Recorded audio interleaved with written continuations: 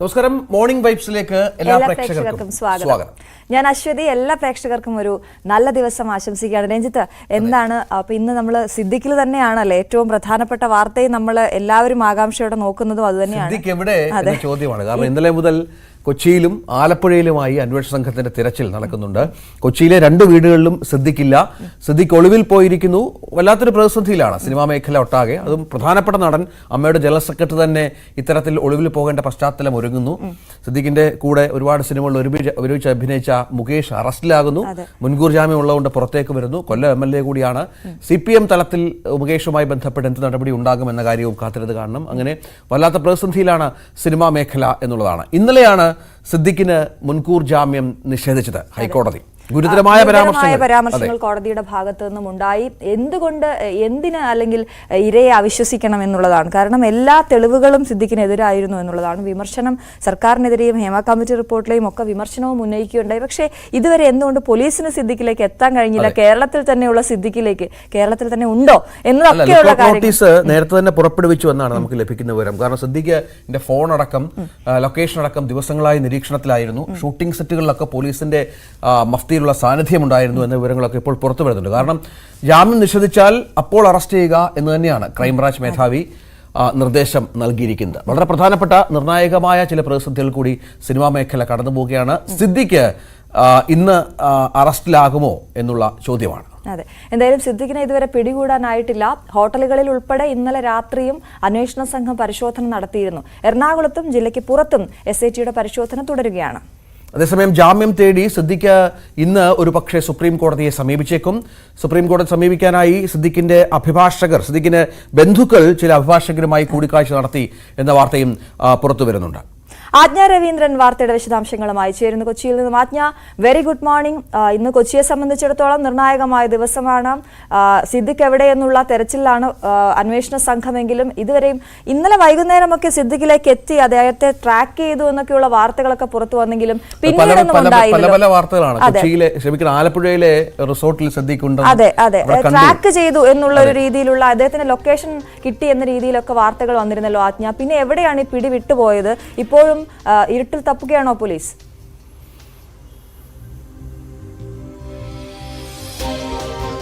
Good morning Aswathi and Ranjith. സൂചിപ്പിച്ചതുപോലെ തന്നെയാണ്. കാരണം വെച്ചാൽ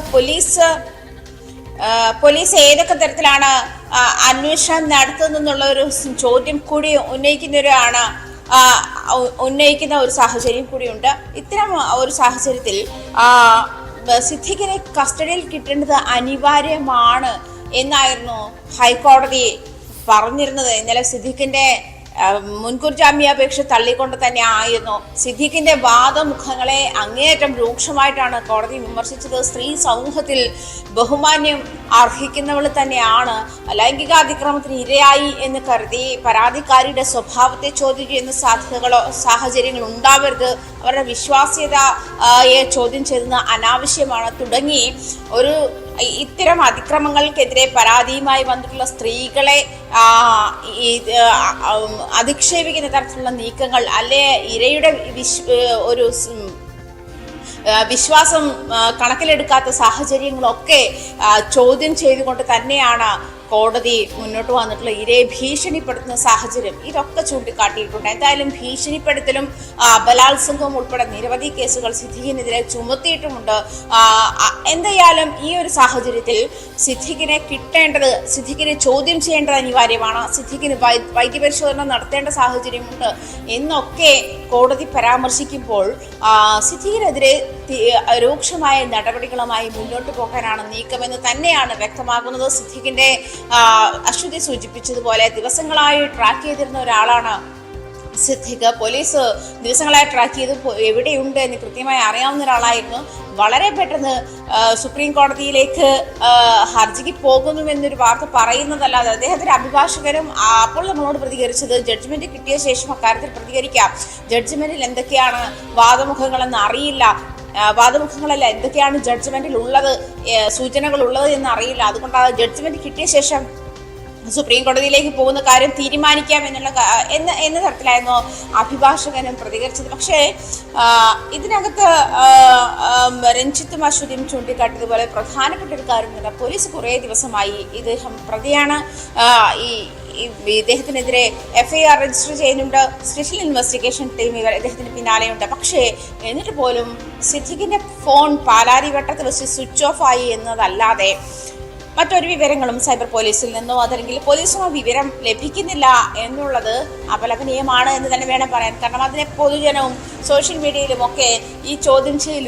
ഉയർന്നിട്ടുണ്ട്. സിദ്ദിഖിന് സുപ്രീം കോടതിയിലേക്ക് നീങ്ങാനുള്ള അവസരം ഒരുക്കി കൊടുക്കുകയാണോ പോലീസ് ചെയ്യുന്നത്, സ്പെഷ്യൽ ഇൻവെസ്റ്റിഗേഷൻ ടീം ചെയ്യുന്നത് എന്നുള്ള തരത്തിലുള്ള രൂക്ഷമായ വിമർശനങ്ങളാണ് വന്നുകൊണ്ടിരിക്കുന്നത്. എന്നിരുന്നാലും ഹേമ കമ്മിറ്റി റിപ്പോർട്ടിന് ശേഷം പുറത്തു വന്ന ആദ്യ പരാതികളിലൊന്നാണ് സിദ്ദിഖിനെതിരെയുള്ളത്. തുടർന്ന് അമ്മ സംഘടനയുടെ ജനറൽ സെക്രട്ടറി സ്ഥാനം തെറിക്കുന്നു, അദ്ദേഹത്തിന് പകരം താൽക്കാലികമായി ബാബുരാജിനെ ഏൽപ്പിക്കുന്നു. തുടർന്ന് ബാബുരാജിനെതിരെ പരാതി വരുന്ന സാഹചര്യം ആ സംഘടനയുടെ എക്സിക്യൂട്ടീവ് കമ്മിറ്റി തന്നെ ഇല്ലാതാകുന്ന ഒരു സാഹചര്യത്തിലേക്ക് പോലും നയിച്ച ഒരു നമുക്കറിയാം കൊച്ചിയിൽ 2 വീടുകളാണ് സിദ്ദിഖിനുള്ളത്. ഈ 2 വീടുകളിലും ഇന്നലെ തിരച്ചിലുണ്ടായിരുന്നു. പോലീസ് സംഘമെത്തി ക്രൈംബ്രാഞ്ച് മേധാവിയുടെ നിർദ്ദേശപ്രകാരം അറസ്റ്റ് തന്നെയാണ്. മറ്റു മാർഗങ്ങൾ സിദ്ദിഖിന് മുന്നിലില്ല. കാരണം അത്ര ഗുരുതരമായ പരാമർശങ്ങൾ നമ്മൾ ആ ജഡ്ജ്മെന്റ് വായിച്ചപ്പോൾ നമുക്കറിയാം എങ്ങനെയൊക്കെയാണ് ആ യുവതിയോട് പെരുമാറിയത് എന്ന് അക്കമിട്ട് നിരത്തിയാണ് ആ റിപ്പോർട്ട് കോടതിയുടെ ഭാഗത്ത് നിന്ന്, ആ ജഡ്ജ്മെന്റ് കോടതിയുടെ ഭാഗത്ത് നിന്നുണ്ടായത്. ഈ സാഹചര്യത്തിൽ അറസ്റ്റ് തന്നെ എന്നുള്ള നിർദ്ദേശം വ്യക്തമായി നൽകുന്നു. കാരണം നമുക്കറിയാം ഒരുപാട് ആരോപണങ്ങൾ ഹേമ കമ്മിറ്റി റിപ്പോർട്ടിൽ സർക്കാർ എന്ത് ചെയ്തു എന്ന ചോദ്യം കൂടി ആ റിപ്പോർട്ടിന്റെ ഭാഗമായി ഉണ്ടായിരുന്നു. സ്വാഭാവികമായും അത്തരമൊരു അറസ്റ്റിലേക്ക് പോകേണ്ടത് സർക്കാരിന്റെ പ്രതിച്ഛായ വർദ്ധിപ്പിക്കാൻ കൂടി പ്രധാനമാണ്. അവിടെയാണ് ഈ പോലീസിന്റെ കണ്ണുവെട്ടിച്ച് സിദ്ദിഖ് എവിടെ? കാരണം നമുക്കറിയാം സിദ്ദിഖ് പുറത്തേക്ക് പോകാനുള്ള സാഹചര്യം, സംസ്ഥാനം വിട്ടുപോകാനുള്ള സാഹചര്യം പോലും വിരളമാണ്. കാരണം ഇന്നലെ വൈകിട്ട് വരെ സിദ്ദിഖ് കൊച്ചിയിലുണ്ടായിരുന്നു. ഇന്നലെ രാവിലെയും സിദ്ദിഖുമായി സംസാരിക്കാൻ സാധിച്ചു. മകന് പോലും അറിയില്ല സിദ്ദിഖ് എവിടെയാണ് എന്നാണ് പോലീസ് പറയുന്നത്, എന്നാണ് അന്വേഷണ സംഘം പറയുന്നത്. അത് എത്രത്തോളം വിശ്വസനീയമാണ്? അതൊരു പ്രശ്നമാണ്.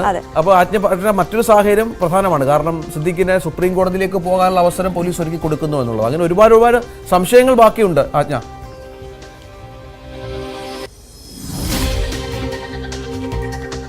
ശരിയാണ് രജിത്. കാരണം ഇത്തരത്തിൽ ഒരു വലിയ, അതായത് സർക്കാരിന് തന്നെ ഭൂഷണമല്ലാത്ത ആരോപണങ്ങളുമായി ഉന്നയിച്ചിട്ട് തന്നെയാണ് ഹേമ കമ്മിറ്റി റിപ്പോർട്ടിന് ശേഷം ഇരകളെ രക്ഷിക്കാതെ ഇതിലെ പ്രതികളെ അല്ലെങ്കിൽ ആരോപണ വിധേയരെ സംരക്ഷിക്കുന്ന നടപടിയാണ് ഈ കാര്യത്തിൽ ഹേമ കമ്മിറ്റി റിപ്പോർട്ടിന് ശേഷം സർക്കാർ കൈക്കൊണ്ടതെന്ന വലിയ വിമർശനം ഉയരുന്നു.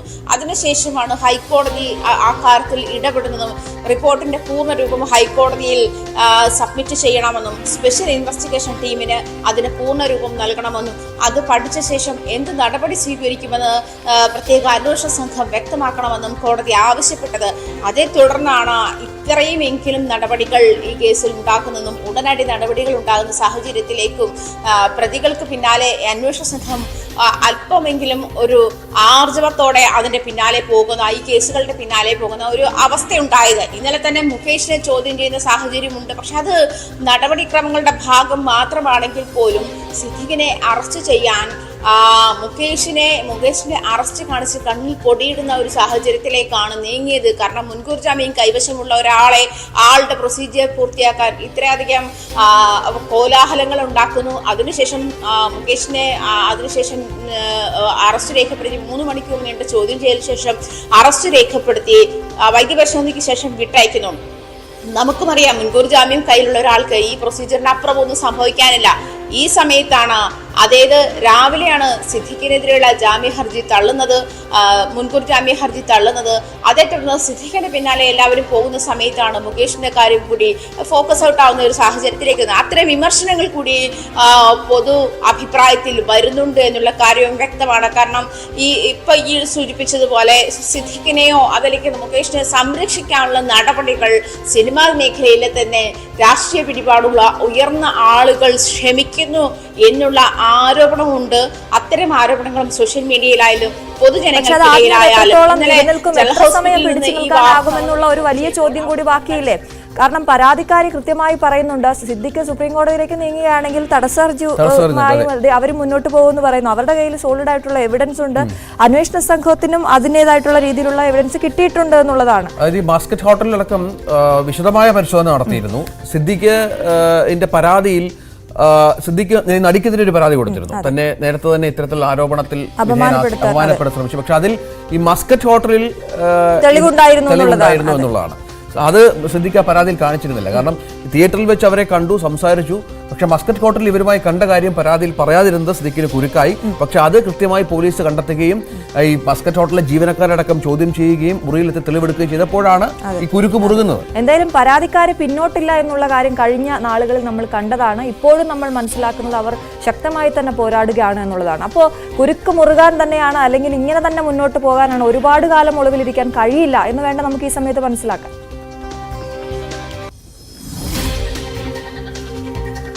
തീർച്ചയായിട്ടും അശ്വതി, കാരണം പരാതിക്കാരി ഈ കാര്യവുമായി മുന്നോട്ട് പോകുമ്പോൾ തന്നെ സിദ്ദിഖ് പരാതിക്കാരി ഇത് പരാതി നൽകാൻ വൈകിയ കാരണങ്ങൾ ഉൾപ്പെടെ കാണിച്ചുകൊണ്ടായിരിക്കും, വൈകിയ സാഹചര്യങ്ങൾ ഉൾപ്പെടെ കാണിച്ചുകൊണ്ടായിരിക്കും സുപ്രീം കോടതിയിൽ ഈ മുൻകൂർ ജാമ്യ ഹർജിക്ക് അല്ലെങ്കിൽ ഈ അറസ്റ്റ് തടയാള നീക്കങ്ങളുമായിട്ട് മുന്നോട്ട് നീങ്ങുന്ന ഒരു ഇടപെടൽ ഉണ്ടാകുക എന്നാണ് മനസ്സിലാക്കാൻ കഴിയുന്നത്. അത് മാത്രമാണ് നിയമവിദഗ്ധർ ചൂണ്ടിക്കാണിക്കുന്നതും. എന്നിരുന്നാലും രഞ്ജിത്ത് സൂചിപ്പിച്ചതുപോലെ മസ്കറ്റ് ഹോട്ടലിലെ ചോദ്യം ചെയ്യലിനിടെ മസ്കറ്റ് ഹോട്ടലിലെ തെളിവെടുപ്പിനിടയിൽ അവിടുത്തെ ലെഡ്ജറിൽ ഈ പെൺകുട്ടി സന്ദർശിച്ചതായി പറയുന്ന സമയം പരാതി, അതായത് ഈ സംഭവം ബലാത്സംഗം നടന്നു എന്ന് പറയുന്ന ദിവസവും ഒന്നു തന്നെയാണെന്ന് അന്വേഷണ സംഘത്തിന് സ്ഥിരീകരിക്കാനായിട്ടുണ്ട്. മാത്രമല്ല ഈ പെൺകുട്ടി ഇതിനിടയ്ക്ക് തൈരും മീൻകറിയും കൂട്ടിക്കഴിച്ച് ആ സമയത്തും ഇദ്ദേഹം സംസാരിച്ചത് അശ്ലീല ചുവയോടുകൂടിയാണ് എന്നൊരു പരാമർശം നടത്തിയിരുന്നു. അപ്പോഴും ഇദ്ദേഹം കഴിച്ച ഫുഡിന്റെ ബില്ല് ചെക്ക് ചെയ്തപ്പോഴും ആ ദിവസത്തെ ബില്ല് ചെക്ക് ചെയ്തപ്പോഴും അതും കൺഫേം ചെയ്യാനായിട്ടുണ്ട്. പറഞ്ഞ റൂം നമ്പറും കൺഫേം ചെയ്യാനായിട്ടുണ്ട്. അങ്ങനെ മസ്കറ്റ് ഹോട്ടലിൽ നിന്നും പെൺകുട്ടിയുടെ പരാതി സ്ഥിരീകരിക്കുന്ന തരത്തിലുള്ള സോളിഡ് ആയിട്ടുള്ള തെളിവുകൾ ലഭിച്ചിട്ടുണ്ട്. അതിന്റെ അടിസ്ഥാനത്തിൽ തന്നെയാണ് സിദ്ദിഖ് ഈ കുറ്റക്കാരനാണ് എന്ന് കണ്ടെത്താൻ അന്വേഷണ സംഘത്തിന് കഴിഞ്ഞതും. അതേ തുടർന്നുള്ള നടപടികളാണ്, അതായത് വളരെ പെട്ടെന്ന് FIR രജിസ്റ്റർ ചെയ്യുകയും ഇതുമായിട്ടുള്ള കമ്മ്യൂണിക്കേഷൻസ് ഹൈക്കോടതിയുമായിട്ട് ഉണ്ടാവുകയും ചെയ്തിരുന്ന ഒരു സാഹചര്യമുണ്ട്. കാരണം സ്പെഷ്യൽ ഇൻവെസ്റ്റിഗേഷൻ ടീം എന്തൊക്കെ ചെയ്യുന്നുണ്ട്, അടിയന്തരമായി എന്തൊക്കെ ചെയ്യുന്നുണ്ട് എന്നുള്ള കാര്യം അറിയിക്കണമെന്ന് ഹൈക്കോടതി നിർദ്ദേശമുണ്ട്. സ്പെഷ്യൽ ഇൻവെസ്റ്റിഗേഷൻ ടീം മാധ്യമങ്ങളോട് സംസാരിക്കരുത് എന്നൊരു നിർദ്ദേശം കൂടി ഈ കൂട്ടത്തിൽ ഉള്ളത് കൊണ്ട് തന്നെ അവര് മാധ്യമങ്ങളോട് സംസാരിക്കാൻ തയ്യാറായിട്ടുമില്ല. പക്ഷേ ഈ അന്വേഷണത്തിന്റെ വിവരങ്ങൾ അതാത് സമയങ്ങളിൽ കോടതിയെ അറിയിക്കുക എന്നൊരു ക്ലോസ് കൂടി അതിലുള്ളത് കൊണ്ട് തന്നെ സിദ്ദിഖിന്റെ കാര്യത്തിൽ ഒരുപക്ഷെ അതുകൊണ്ട് തന്നെയായിരിക്കാം മുൻകൂർ ജാമ്യാപേക്ഷ തള്ളാനുണ്ടായ സാഹചര്യം. നടി ബലാത്സംഗം ചെയ്യപ്പെട്ടു എന്ന് പറയുന്ന ഒരു സാഹചര്യം കൂടിയുണ്ട്.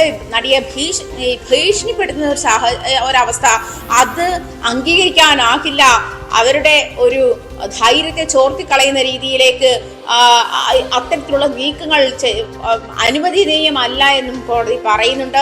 പക്ഷേ സിദ്ദിഖിനെ ജാമ്യ ഹർജി തള്ളുമ്പോൾ തന്നെ സിദ്ദിഖ് അറസ്റ്റ് ചെയ്യപ്പെടേണ്ട ആളാണ്. സിദ്ദിഖിനെ കസ്റ്റഡിയിൽ വേണം, സിദ്ദിഖിന്റെ അറസ്റ്റ് രേഖപ്പെടുത്തണം, അതുപോലെ വൈദ്യപരിശോധന നടത്തണം തുടങ്ങിയ സാഹചര്യങ്ങളും.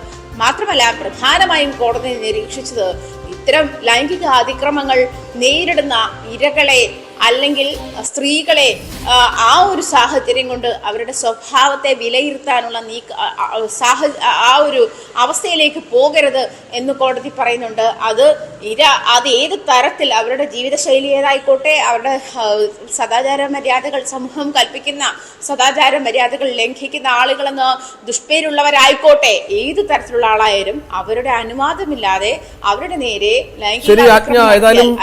ഒരുപാട് പ്രതിസന്ധികളിലൂടെ കടന്നു പോകുന്ന സിനിമാ മേഖലയ്ക്ക് വീണ്ടും ഇത്തരത്തിലുള്ള പ്രശ്നങ്ങൾ രൂക്ഷമായി. കാരണം പ്രധാനപ്പെട്ട നടന്മാരാണ്, ചെറിയറക്കാരല്ല. ഈ നമ്മുടെ സിനിമയെ ഇത്രയും നാൾ നയിച്ചിരുന്ന വളരെ പ്രധാനപ്പെട്ട നടന്മാരാണ് അറസ്റ്റിലാവുകയും ഒളിവിൽ പോവുകയൊക്കെ ചെയ്യുന്നത്.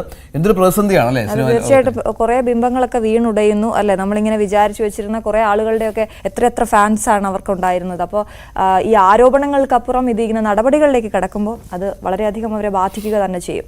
മറ്റൊരു പ്രധാന വാർത്ത തൃശൂർ പൂരം കലക്കലുമായി ബന്ധപ്പെട്ടാണ്. കഴിഞ്ഞ ദിവസമാണ് ADGP MR Ajith Kumar report നൽകിയത് DGPക്ക്. അതിൽ അദ്ദേഹം തിരുവമ്പാടി ഇന്നുണ്ടാകും തിരുവമ്പാടി ദേവസ്വത്തെ കുറ്റപ്പെടുത്തിയിരുന്നു. അവിടുത്തെ കമ്മീഷണറായിരുന്ന പോലീസ് ഉദ്യോഗസ്ഥരെ ഇല്ല എന്ന് പറഞ്ഞിരുന്നു. പക്ഷേ മുഖ്യമന്ത്രിയുടെ പക്കലാണ് ആ റിപ്പോർട്ട്. നമുക്ക് പുറത്തു വരുന്ന മറ്റു വാർത്ത DGP ADGPയുമായി ബന്ധപ്പെട്ട ചില നിരീക്ഷണങ്ങളുണ്ട്.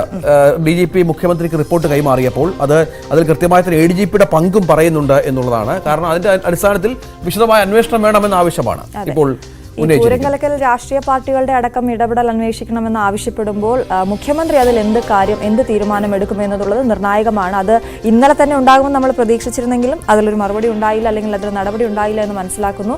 ഉന്നതതല അന്വേഷണം വേണമെന്ന ആവശ്യം CPI ശക്തമാക്കുന്നതിനാൽ സർക്കാർ വലിയ സമ്മർദ്ദത്തിലുമാണ്. സിനിമയിലും പൂരമാണ്, രാഷ്ട്രീയത്തിലും പൂരമാണ് അല്ലേ? പൂരത്തോട് പൂരം. CPI അനുനയിപ്പിക്കാൻ പോലീസ് മേധാവിയുടെ നേതൃത്വത്തിലുള്ള അന്വേഷണ സംഘത്തെ മുഖ്യമന്ത്രി നിയോഗിക്കാനാണ് സാധ്യത.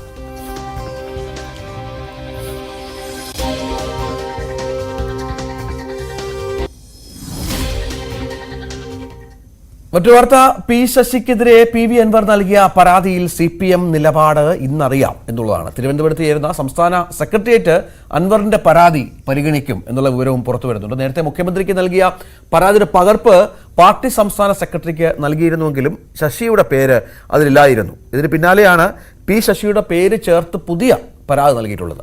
എന്നാൽ അൻവറിനെ മുഖ്യമന്ത്രി പിണറായി വിജയൻ തന്നെ തള്ളിയതോടെ പരാതിയിൽ പാർട്ടി എന്ത് സമീപനം സ്വീകരിക്കും എന്നത് നിർണായകമാണ്. പാർട്ടി സമ്മേളനം നടക്കുന്നതിനാൽ പരാതി പിന്നീട് പരിഗണിക്കാനായി മാറ്റിവെക്കാനുള്ള സാധ്യതയുമുണ്ട്. വിവാദ IPS ഉദ്യോഗസ്ഥൻ സുജിത് ദാസിനെതിരെ CBI അന്വേഷണം ആവശ്യപ്പെട്ടുള്ള ഹർജി ഹൈക്കോടതി ഇന്ന് പരിഗണിക്കും. എടത്തല സ്വദേശി TR രശ്മി നൽകിയ ഹർജിയാണ് ഹൈക്കോടതിയുടെ പരിഗണനയിലുള്ളത്. സുജിത് ദാസ് എറണാകുളം റൂറൽ ASP ആയിരിക്കെ ഭർത്താവിനെതിരെ വ്യാജ ലഹരി കേസ് രജിസ്റ്റർ ചെയ്തു എന്നാണ് ആക്ഷേപം. ഹർജിക്കാരനടക്കം 7 പേരെ സുജിത് ദാസിന്റെ നേതൃത്വത്തിൽ പോലീസ് സ്റ്റേഷനിൽ വെച്ച് ക്രൂരമായി മർദ്ദിച്ചുവെന്നും പറയുന്നു. കേസിൽ 6.5 വർഷം കഴിഞ്ഞിട്ടും എടത്തല പോലീസ് കുറ്റപത്രം നൽകിയില്ല. സുജിത് ദാസിനെതിരെ റിപ്പോർട്ടുണ്ടായിട്ടും ഉന്നത പോലീസ് ഉദ്യോഗസ്ഥർ നടപടിയെടുത്തില്ല. താനൂർ കസ്റ്റഡി കൊലപാതകത്തിൽ CBI അന്വേഷണം നേരിടുന്ന ഉദ്യോഗസ്ഥനാണ് സുജിത് ദാസ് എന്നുമാണ് ഹർജിയിലെ വാദം. നമുക്കിനി ശിരൂരിലേക്ക് പോകണം രഞ്ജിത്ത്. ഇന്നലെയും തെരച്ചിൽ നടക്കുകയായിരുന്നു. ഡ്രഡ്ജർ ഉപയോഗിച്ച് അർജുനുമായി ബന്ധപ്പെട്ട ലോറിയുടെ ഭാഗങ്ങളൊന്നും കണ്ടെത്താനായില്ല എന്നുള്ളതാണ്. എന്തായാലും ശിരൂർ ദൗത്യം അവസാന ഘട്ടത്തിലേക്ക് കടക്കുകയാണ് എന്നുള്ളതാണ്. പ്രതികൂല കാലാവസ്ഥയായതിനാൽ തെരച്ചിൽ ഏത് സമയത്തും നിർത്തിവെച്ചേക്കുമെന്നൊരു ഘട്ടം കൂടിയുണ്ട്. ഉത്തര കന്നഡ ജില്ലയിൽ ഇന്ന് അതിതീവ്ര മഴ മുന്നറിയിപ്പുണ്ട്. റിട്ടയർഡ് മേജർ ജനറൽ ഇന്ദ്രപാൽ അടയാളപ്പെടുത്തിയ മാർക്ക് CP4 കേന്ദ്രീകരിച്ചാണ് ഇന്നത്തെ പരിശോധന. KV ബൈജു ഏറ്റവും പുതിയ വിവരങ്ങൾ പങ്കുവെക്കും. ബൈജു, കഴിഞ്ഞ 4 ദിവസമായി പരമാവധി ശ്രമിക്കുന്നുണ്ട് ഈ അർജുന്റെ ലോറി അർജുനെ കണ്ടെത്തുക. പക്ഷേ കാര്യമായ ഫലപ്രാപ്തിയിലേക്ക് കാര്യങ്ങൾ എത്തുന്നില്ല. ഇനിയൊരു പ്രതീക്ഷയ്ക്ക് എന്തെങ്കിലും തരത്തിൽ പ്രതീക്ഷയ്ക്ക് കാര്യമുണ്ടോ? എന്താണ് ഇനിയുള്ള നീക്കങ്ങൾ? ഇന്നത്തെ തിരച്ചിലും നിർണായകം തന്നെ. കാരണം CP4ലാണ് ഇന്നത്തെ തെരച്ചിൽ. ഇന്ദ്രപാൽ അദ്ദേഹം നടത്തിയ ആ റഡാർ പരിശോധനയിൽ ലോറിയുടെ വലിയ ലോഹഭാഗം കണ്ടെത്തിയ സ്ഥലം കാണും ഈ CP4. വളരെ പ്രധാനപ്പെട്ട ഒരു പോയിന്റാണ്. ആ പോയിന്റിലാണ് ഇന്നത്തെ തെരച്ചിലും. എന്തായാലും CP3യിലെ തെരച്ചിൽ ഇന്നലെ പൂർത്തിയായെന്നാണ് കാർവാർ MLA സതീഷ് ഇന്നലെ വ്യക്തമാക്കിയത്. അതുകൊണ്ട് തന്നെ CP4ലായിരിക്കും ഇന്ന് തെരച്ചിൽ നടത്തുകയെന്നും അദ്ദേഹം വ്യക്തമാക്കിയിട്ടുണ്ട്. എന്തായാലും കാലാവസ്ഥ ഇന്നലത്തേതിന് സമാനമാണ് ഇന്നും ശിരൂരിൽ നിന്ന് പറയേണ്ടി വരും. കാരണം ഇന്നും റെഡ് അലർട്ട് ഉണ്ട്. ഇന്നലത്തെ രാവിലെ ഉണ്ടായിരുന്ന അതേ കാലാവസ്ഥ, വലിയ തോതിലുള്ള മഴയില്ലെങ്കിലും മഴയുണ്ട്. പക്ഷെ അത് ഏതെങ്കിലും തരത്തിൽ തെരച്ചിലിനെ ബാധിക്കില്ല എന്ന് തന്നെയാണ് ജില്ലാ ഭരണകൂടം വ്യക്തമാക്കിയത്. ശക്തമായ മഴ, കാറ്റും മഴയുമൊക്കെ ഉണ്ടായാൽ ഒരുപക്ഷെ ഒരു ദിവസത്തേക്കൊക്കെ നിർത്തിവെച്ചേക്കാം. ഏതായാലും ഞാൻ സൂചിപ്പിച്ചതുപോലെ തന്നെ ഈ ദൗത്യം കൂടുതൽ നാൾ മുന്നോട്ട് കൊണ്ടുപോകാൻ ജില്ലാ ഭരണകൂടം ആഗ്രഹിക്കുന്നില്ല. വളരെ പെട്ടെന്ന് തന്നെ ഈ ദൗത്യം അവസാനിപ്പിക്കാനുള്ള ഒരു നീക്കം എന്തായാലും നടക്കുന്നുണ്ട്. ഈ ഇന്ദ്രപാൽ അദ്ദേഹം മാർക്ക് ചെയ്ത CP1 മുതൽ CP4 വരെയുള്ള ആ ഭാഗങ്ങളിൽ തിരച്ചിൽ നടത്തി. ഇനി അർജുനെയോ ലോറിയോ കണ്ടെത്തിയില്ലെങ്കിൽ തിരച്ചിൽ അവസാനിപ്പിക്കാനുള്ള ഒരു നീക്കം തന്നെയാണുള്ളത്. കാരണം വരും ദിവസങ്ങളിലെല്ലാം ശക്തമായ മഴ മുന്നറിയിപ്പുണ്ട്. നാളെയും റെഡ് അലർട്ടാണ് ഉത്തര കന്നഡ ജില്ലയിൽ. വലിയ തോതിൽ ഇത്തരത്തിൽ മഴ പെയ്താൽ ഗംഗാവലി പുഴയിൽ വെള്ളം ഉയരുന്ന ഒരു സാഹചര്യം ഉണ്ടാകും. മാത്രമല്ല അടിയൊഴുക്കും, ശക്തമായ അടിയൊഴുക്കും ഉണ്ടാകും. ഇപ്പോൾ ഏതായാലും 2 നോട്ടിലേക്ക് ഇപ്പോൾ അടിയൊഴുക്ക് എത്തിയിട്ടുണ്ടെന്നാണ് നമുക്കറിയാൻ സാധിക്കുന്നത്. നേവിയുടെ നേതൃത്വത്തിൽ ഇന്ന് ഒരുപക്ഷെ അടിയൊഴുക്ക് സംബന്ധിച്ച ഒരു പരിശോധനയും ഉണ്ടാകും. എന്തായാലും ഇന്ദ്രപാൽ അദ്ദേഹം ദില്ലിയിലേക്ക് മടങ്ങിയിരിക്കുന്നു. ഏത് രീതിയിലുള്ള തെരച്ചിലാണ് നടത്തേണ്ടതെന്ന നിർദ്ദേശങ്ങളൊക്കെ നൽകിയാണ് അദ്ദേഹം മടങ്ങിയത്. ഈ മുങ്ങൽ വിദഗ്ധരുടെ സേവനവും ഇന്നുണ്ടാകും. ഏതായാലും ഏറ്റവും അവസാനത്തെ ആ ദൗത്യം അവസാന ഘട്ടത്തിലേക്ക് കടക്കുന്നു എന്നാണ് പറയാൻ. വളരെ നിർണായകമായ തെരച്ചിൽ, പരമാവധി കാലാവസ്ഥ കാലാവസ്ഥയെ മറികടന്നും ആ പ്രതികൂലമായ കാലാവസ്ഥയെ മറികടന്നുകൊണ്ടുള്ള ഒരു തിരച്ചിൽ തന്നെയാണ് ജില്ലാ ഭരണകൂടം പദ്ധതിയിട്ടുള്ളത്. കാരണം ഏതെങ്കിലും തരത്തിൽ ഇനി നീണ്ടുപോയാൽ അത് ഈ ഡ്രഡ്ജർ ഇവിടെ ഈ നിന്നും 10 ദിവസത്തേക്കാണ് ആ ഡ്രഡ്ജർ ഇത്തരത്തിൽ കരാറുള്ളത്. അത് കൂടുതൽ ദിവസം അത്തരത്തിൽ ഇവിടെ പുഴയിൽ കൊണ്ട് നിർത്തിക്കാൻ സാധിക്കില്ല. അതുകൊണ്ട് തന്നെ ഡ്രഡ്ജർ ഉപയോഗിച്ചുള്ള തിരച്ചിൽ പരമാവധി മുന്നോട്ട് കൊണ്ടുവരാനാണ് തെറ്റിയുടെ തീരുമാനം. ഏതായാലും ഈ 4 നാൾ നടത്തിയ തിരച്ചിലും അർജുന്റെ ലോറിയുടെ ഏതെങ്കിലും കാര്യമായ ഭാഗങ്ങൾ ഒന്നും തന്നെ കിട്ടിയില്ല. പ്രധാനമായും നേരത്തെ അപകടമുണ്ടായ ടാങ്കർ ലോറിയുടെ ഭാഗങ്ങൾ തന്നെയാണ് ഓരോ ദിവസവും തിരച്ചിൽ നടത്തുമ്പോൾ ഇത്തരത്തിൽ ഗംഗാവലി പുഴയിൽ നിന്നും ലഭിക്കുന്ന ഒരു സാഹചര്യം. കഴിഞ്ഞ ദിവസം ഒരു ഡാഷ്ബോർഡ് ഡാഷ്ബോർഡ് ലഭിച്ചിരുന്നു. അത് ഈ ടാങ്കർ ലോറിയുടേത് തന്നെയാണ്. ടയറുകളും എല്ലാം തന്നെ അത്തരത്തിൽ ടാങ്കർ ലോറിയുടേതാണ്. അർജുന്റെ ലോറിയുടേതായി ഏതെങ്കിലും വസ്തുക്കൾ ഒന്നും തന്നെ ലഭിച്ചിട്ടില്ല. അതുകൊണ്ട് തന്നെ ഈ CP4 ഈ തിരച്ചിൽ നിർണായകമാണ്. CP4 ഏതെങ്കിലും തരത്തിൽ അർജുന്റെ ലോറി വലിയ മണ്ണിനടിയിൽ ഉണ്ടോ എന്നാണ് പ്രധാനമായും നടക്കുന്നത്. ഏതായാലും മരങ്ങളും കല്ലുകളും ഒക്കെയായി ഈ ദൗത്യം വലിയ ദുഷ്കരം തന്നെയെന്നാണ് ഡ്രഡ്ജർ കമ്പനി പറയുന്നത്. 5 മീറ്റർ ആഴത്തിൽ മാത്രമേ ഇത്തരത്തിലുള്ള മണ്ണെടുക്കാൻ ഈ ഡ്രഡ്ജിംഗ് മെഷീൻ ഉപയോഗിച്ച് സാധിക്കൂ. അതുകൊണ്ട് തന്നെ ഏതെങ്കിലും തരത്തിൽ ഈ വെള്ളം ഉയരുന്ന ഒരു സാഹചര്യം ഉണ്ടായാൽ അത് പ്രതികൂല കാലാവസ്ഥ തന്നെയായിരുന്നു വില്ലനായിരുന്നെങ്കിൽ ഇപ്പോഴും അതേ അവസ്ഥ ഷിരൂരിൽ തുടരുന്നു എന്നുള്ളതാണ് KV ബൈജു റിപ്പോർട്ട് ചെയ്യുന്നത്. ഏറ്റവും പ്രധാനപ്പെട്ട കാര്യം ഇത്രയും കഷ്ടപ്പെട്ട ഡ്രഡ്ജർ അവിടെ എത്തിച്ചു, വലിയ രീതിയിലുള്ള തെരച്ചിൽ എല്ലാ സംവിധാനങ്ങളും ഉപയോഗിച്ചു. നേവിയുടെ സഹായം ഉണ്ടായിരുന്നു, ഇന്ദ്രബാൽ ഉണ്ടായിരുന്നു, ആദ്യഘട്ടത്തിൽ ഈശ്വർ മൽപ്പയും അവിടെ എത്തി. പക്ഷേ എപ്പോ വേണമെങ്കിലും ഈ തെരച്ചിൽ നിർത്തിവെച്ചേക്കാം എന്നുള്ള രീതിയിലേക്കാണ് 3 മാസം പിന്നിടുകയാണ് ഈ അർജുനെ കാണാതായിട്ട്. ഇനി നമുക്കൊരു പ്രതീക്ഷ എത്രത്തോളം ഉണ്ട് എന്നുള്ളതൊക്കെ വലിയ പ്രശ്നമാണ്. ഈ മണ്ണിടിച്ചിലിനെ തുടർന്ന് അർജുൻ ഉൾപ്പെടെ 3 പേരെ കാണാതായ ഇവിടെ വൈകാരികമായ കുറെ രംഗങ്ങൾ കൂടി നമുക്ക് ബൈജു നമ്മളുമായി പങ്കുവെക്കുന്നുണ്ട്. ഈ ദുരന്തത്തിൽ ഇനിയും കണ്ടെത്താനുള്ള ജഗന്നാഥിന് വേണ്ടി ജഗന്നാഥന്റെ കുടുംബം ഗംഗാവലി പുഴയോരത്ത് മരണാനന്തര ചടങ്ങുകളും നടത്തിയിരുന്നു. പ്രതീക്ഷയറ്റ ജഗന്നാഥന്റെ കുടുംബം ദിവസവും ഇവിടെ എത്തി വിശ്വാസത്തിന്റെ ഭാഗമായി വിളക്ക് കത്തിച്ച് ചന്ദനത്തിരിയും വെക്കാറുണ്ട്. ശിരൂർ ദുരന്തത്തിൽ അർജുനൊപ്പം കാണാതായ 2 പേര് കൂടിയുണ്ട്. അത് ലോകേഷും ജഗന്നാഥുമാണ്. ഇപ്പോൾ നമുക്ക് ദൃശ്യങ്ങളിൽ കാണുന്നത് ജഗന്നാഥിന് വേണ്ടി അദ്ദേഹം ഇതുവരെ കണ്ടെത്താനായിട്ടുള്ള ലക്ഷ്മണന്റെ കടയിലെ 20 വർഷമായി ജോലി ചെയ്യായിരുന്ന ജഗന്നാഥിന് വേണ്ടി അവരുടെ കുടുംബം അദ്ദേഹത്തിന്റെ ശാന്തിക്കായാണ് ഇത്തരത്തിലൊരു കർമ്മം ചെയ്യുന്നതെന്ന് പറയുന്നു. എല്ലാ ദിവസവും ഇദ്ദേഹം ഇവിടെ എത്തി ഇവിടെ വിളക്ക് വെക്കുകയും ഒപ്പം ചന്ദനത്തിരി ഉൾപ്പെടെയുള്ള വസ്തുക്കൾ ഇവിടെ കത്തിക്കുകയും ചെയ്യും. ഏതായാലും അദ്ദേഹത്തോട് തന്നെ ചോദിക്കാം, അണ്ണ നീ ಏನು ಮಾಡುದು ಇಲ್ಲಿ ಸರ್ ನೆನಪಿಗಾಗಿ ಡೈಲಿ ಬಂದವಾಗ ಈ ಕಡೆ ಬಂದವಾಗ ಎಲ್ಲ ಡೈಲಿ ಬಂದು ಒಂದೊಂದು ಹಾಕೋ ನೆನಪಿಗಾಗಿ ನಾವು ಮಾಡೋ ಇಟ್ಟು ಹೋಗ್ತೀವಿ. ನಮ್ಮ ಮಗ ಬರ್ತೀಯ, ಇದು ಶಾಂತಿ ಅಣ್ಣ ತಮ್ಮ, ಶಾಂತಿ ತಮ್ಮ, ನಾ ಶಾಂತಿ ತಂದೆ, ಅದಕ್ಕೆ ನೆನಪಿಗಾಗಿ ಬಂದು ಮಾಡಿಟ್ಟು ಹೋಗ್ತೀವಿ ಅಷ್ಟೇ. ಬಂದವಾಗ ಮತ್ತು ಇವರು ಬಂಗಾರ ಎಲ್ಲ ರಾಶಿ ಉಂಟು ಇಲ್ಲಿ. ಇದರ ಬಂಗಾರ ಟ್ರಿಜರಿಯಲ್ಲಿ 1,10,000 ಇದೆ ಒಂದು ಕಡೆಗೆ, ಮತ್ತೊಂದು ಕಡೆಗೆ ಬಂಗಾರ ಸುಮಾರು ರೊಕ್ಕ ಎಲ್ಲ ಇದೆ. ಅದೆಲ್ಲ ಸಿಕ್ಕಿದ್ರೆ ನಮಗೆ ಕೊಡ್ಲಿಕ್ಕೆ ಕೊಡ್ತೀವಿ ಅಂತ ಹೇಳ್ಯಾರೆ. ನೋಡ್ಬೇಕು ಹೆಂಗೆ ಮಾಡ್ತಾರೆ ಅಂದೇಳಿ. ಜಗನ್ನಾಥನ್ ಸಿಕ್ಕಿದೆ ಇಲ್ಲ ಏನು ನಂಬಿಕೆ? ಜಗನ್ನಾಥಂದ ಇಲ್ಲೇ ಇದೆ. ಜಗನ್ನಾಥ ಸಿಗಲಿಲ್ಲ. ಕಡೆಗೆ ಲೋಕೇಶ್, ಕಡೆಗೆ ಅರ್ಜುನ್, ಅವ್ರು 3 ಇನ್ನೂ ಸಿಗಲಿಲ್ಲ. ಅವ್ರು ಸಿಗಬೇಕಿತ್ತು. ನಿಮಗೆ ಡೈಲಿ ಬಂದು ಏನು ಮಾಡುದು? ಡೈಲಿ ನೆನಪಿಗಾಗಿ ಉದ್ಬತ್ತಿ ಹಚ್ಚಿ ಬಂದು ಅವರಿಗೆ ಹೂ ಎಲ್ಲ ಇಟ್ಟು ಹೋಗ್ತೀವಿ ಅಷ್ಟೇ. ಜಗನ್ನಾಥನಲ್ಲ, ಶಾಂತಿ ದಾದ, ಶಾಂತಿ ತಂದೆ, ಶಾಂತಿ ಶ್ರೀನಿವಾಸ್ ಇಸ್ರ, ಶಾಂತಿ ಅವಂತಿಕಾ, ರೋಷನ್, ಲಕ್ಷ್ಮಣ ಅವ್ರದ್ದು ಫ್ಯಾಮಿಲಿ ನಾವು. ನಾವು ಶಾಂತಿ ಮಗಳು, ನಾವು ಶಾಂತಿ ಮಗಳು, ನನ್ನ ಮಗಳು ಶಾಂತಿ, ಅವರು ಅಳಿಯ ಮೊಮ್ಮಕ್ಕಳು. അതാണ് അദ്ദേഹം ഇവിടെ എല്ലാ ദിവസവും എത്തി. ഇവർ ഈ കുടുംബം തന്നെ മാനസികമായി അത്തരത്തിൽ ഉൾക്കൊണ്ട് കഴിഞ്ഞിരിക്കുന്നു. ഇനി ജഗന്നാഥൻ തിരിച്ചു വരില്ല. അദ്ദേഹത്തിന്റെ വിശ്വാസപ്രകാരമായി ഇദ്ദേഹത്തിന്റെ ശാന്തിക്കായി ഇത്തരത്തിൽ വിളക്ക് കത്തിക്കുക. ആ ഗംഗാവലി പുഴ നമുക്ക് കാണാം. ഗംഗാവലി പുഴ ജഗന്നാഥനെയും കൊണ്ട് ഈ പുഴയുടെ അടിത്തട്ടിലോ അതല്ല ഈ മൺകൂനക്കടിയിലോ എവിടെയോ ഇത്തരത്തിൽ ജഗന്നാഥനുണ്ട് എന്ന ഒരു വിശ്വാസമാണ്. ഇവിടെയായിരുന്നു ലക്ഷ്മണന്റെ ആ കടയുണ്ടായിരുന്നത്. ഇവിടെ ഉണ്ടായിരുന്ന ലക്ഷ്മണന്റെ കുടുംബം, അതായത് 5 പേരടങ്ങുന്ന കുടുംബം മുഴുവൻ ഈ അപകടത്തിൽ മരണപ്പെടുന്ന സാഹചര്യമുണ്ടായി. എന്തായാലും 20 വർഷമായി ഈ ലക്ഷ്മണന്റെ കടയിൽ ജോലി ചെയ്യുകയായിരുന്നു. 3 പെൺമക്കളും ഭാര്യയുമടങ്ങുന്ന ആ കുടുംബത്തിന്റെ ഏക അത്താണിയായിരുന്നു ഈ ജഗന്നാഥൻ ഇനി തിരിച്ചു വരില്ല എന്ന് മാനസികമായി ഇവർ ഉൾക്കൊണ്ട് കഴിഞ്ഞിരിക്കുന്നു. അതുകൊണ്ടാണ് എല്ലാ ദിവസവും വന്ന് ഇത്തരത്തിൽ ഈ അതേനത് സ്മോൾ ബോട്ടിൽ ജ്യൂസ്, അതായത് അദ്ദേഹം പറയുന്നത് ഇത്തരത്തിൽ ജ്യൂസ് എല്ലാ ദിവസവും കൊണ്ടുവന്ന് ഈ ജഗന്നാഥന്റെ ഈ സ്ഥലത്ത് ഇത്തരത്തിൽ ജ്യൂസ് കൊണ്ടുവന്ന് ഇവിടെ നൽകും. ഒപ്പം ഇത്തരത്തിൽ ചന്ദനത്തിരിയും കത്തിക്കും, ഒരു വിളക്കും കത്തിക്കും. ഇത് എല്ലാ ദിവസവും ഇദ്ദേഹം ചെയ്യുന്നതാണ്. അദ്ദേഹം ബന്ധുവാണ്. അവരുടെ കുടുംബം മുഴുവൻ നിന്നാണ് ഇത്തരത്തിലുള്ള ഒരു ഇത് സ്ഥാപിച്ചിരിക്കുന്നത്. ഇവിടെ എന്തായാലും മാനസികമായി ഈ കുടുംബം ഉൾക്കൊണ്ടിരിക്കുന്നു. ഇനി ജഗന്നാഥ് ഇല്ല എന്ന്. ഏതായാലും തിരച്ചിൽ അവസാന ഘട്ടത്തിൽ നടക്കുമ്പോഴും ഇതാണ് ശിരൂരിൽ നിന്നുള്ള വൈകാരികമായ രംഗങ്ങൾ. ക്യാമറാമാൻ അഖിൽ ഓട്ടുപാറയ്ക്കൊപ്പം KV ബൈജു, ന്യൂസ് 18 ശിരൂർ.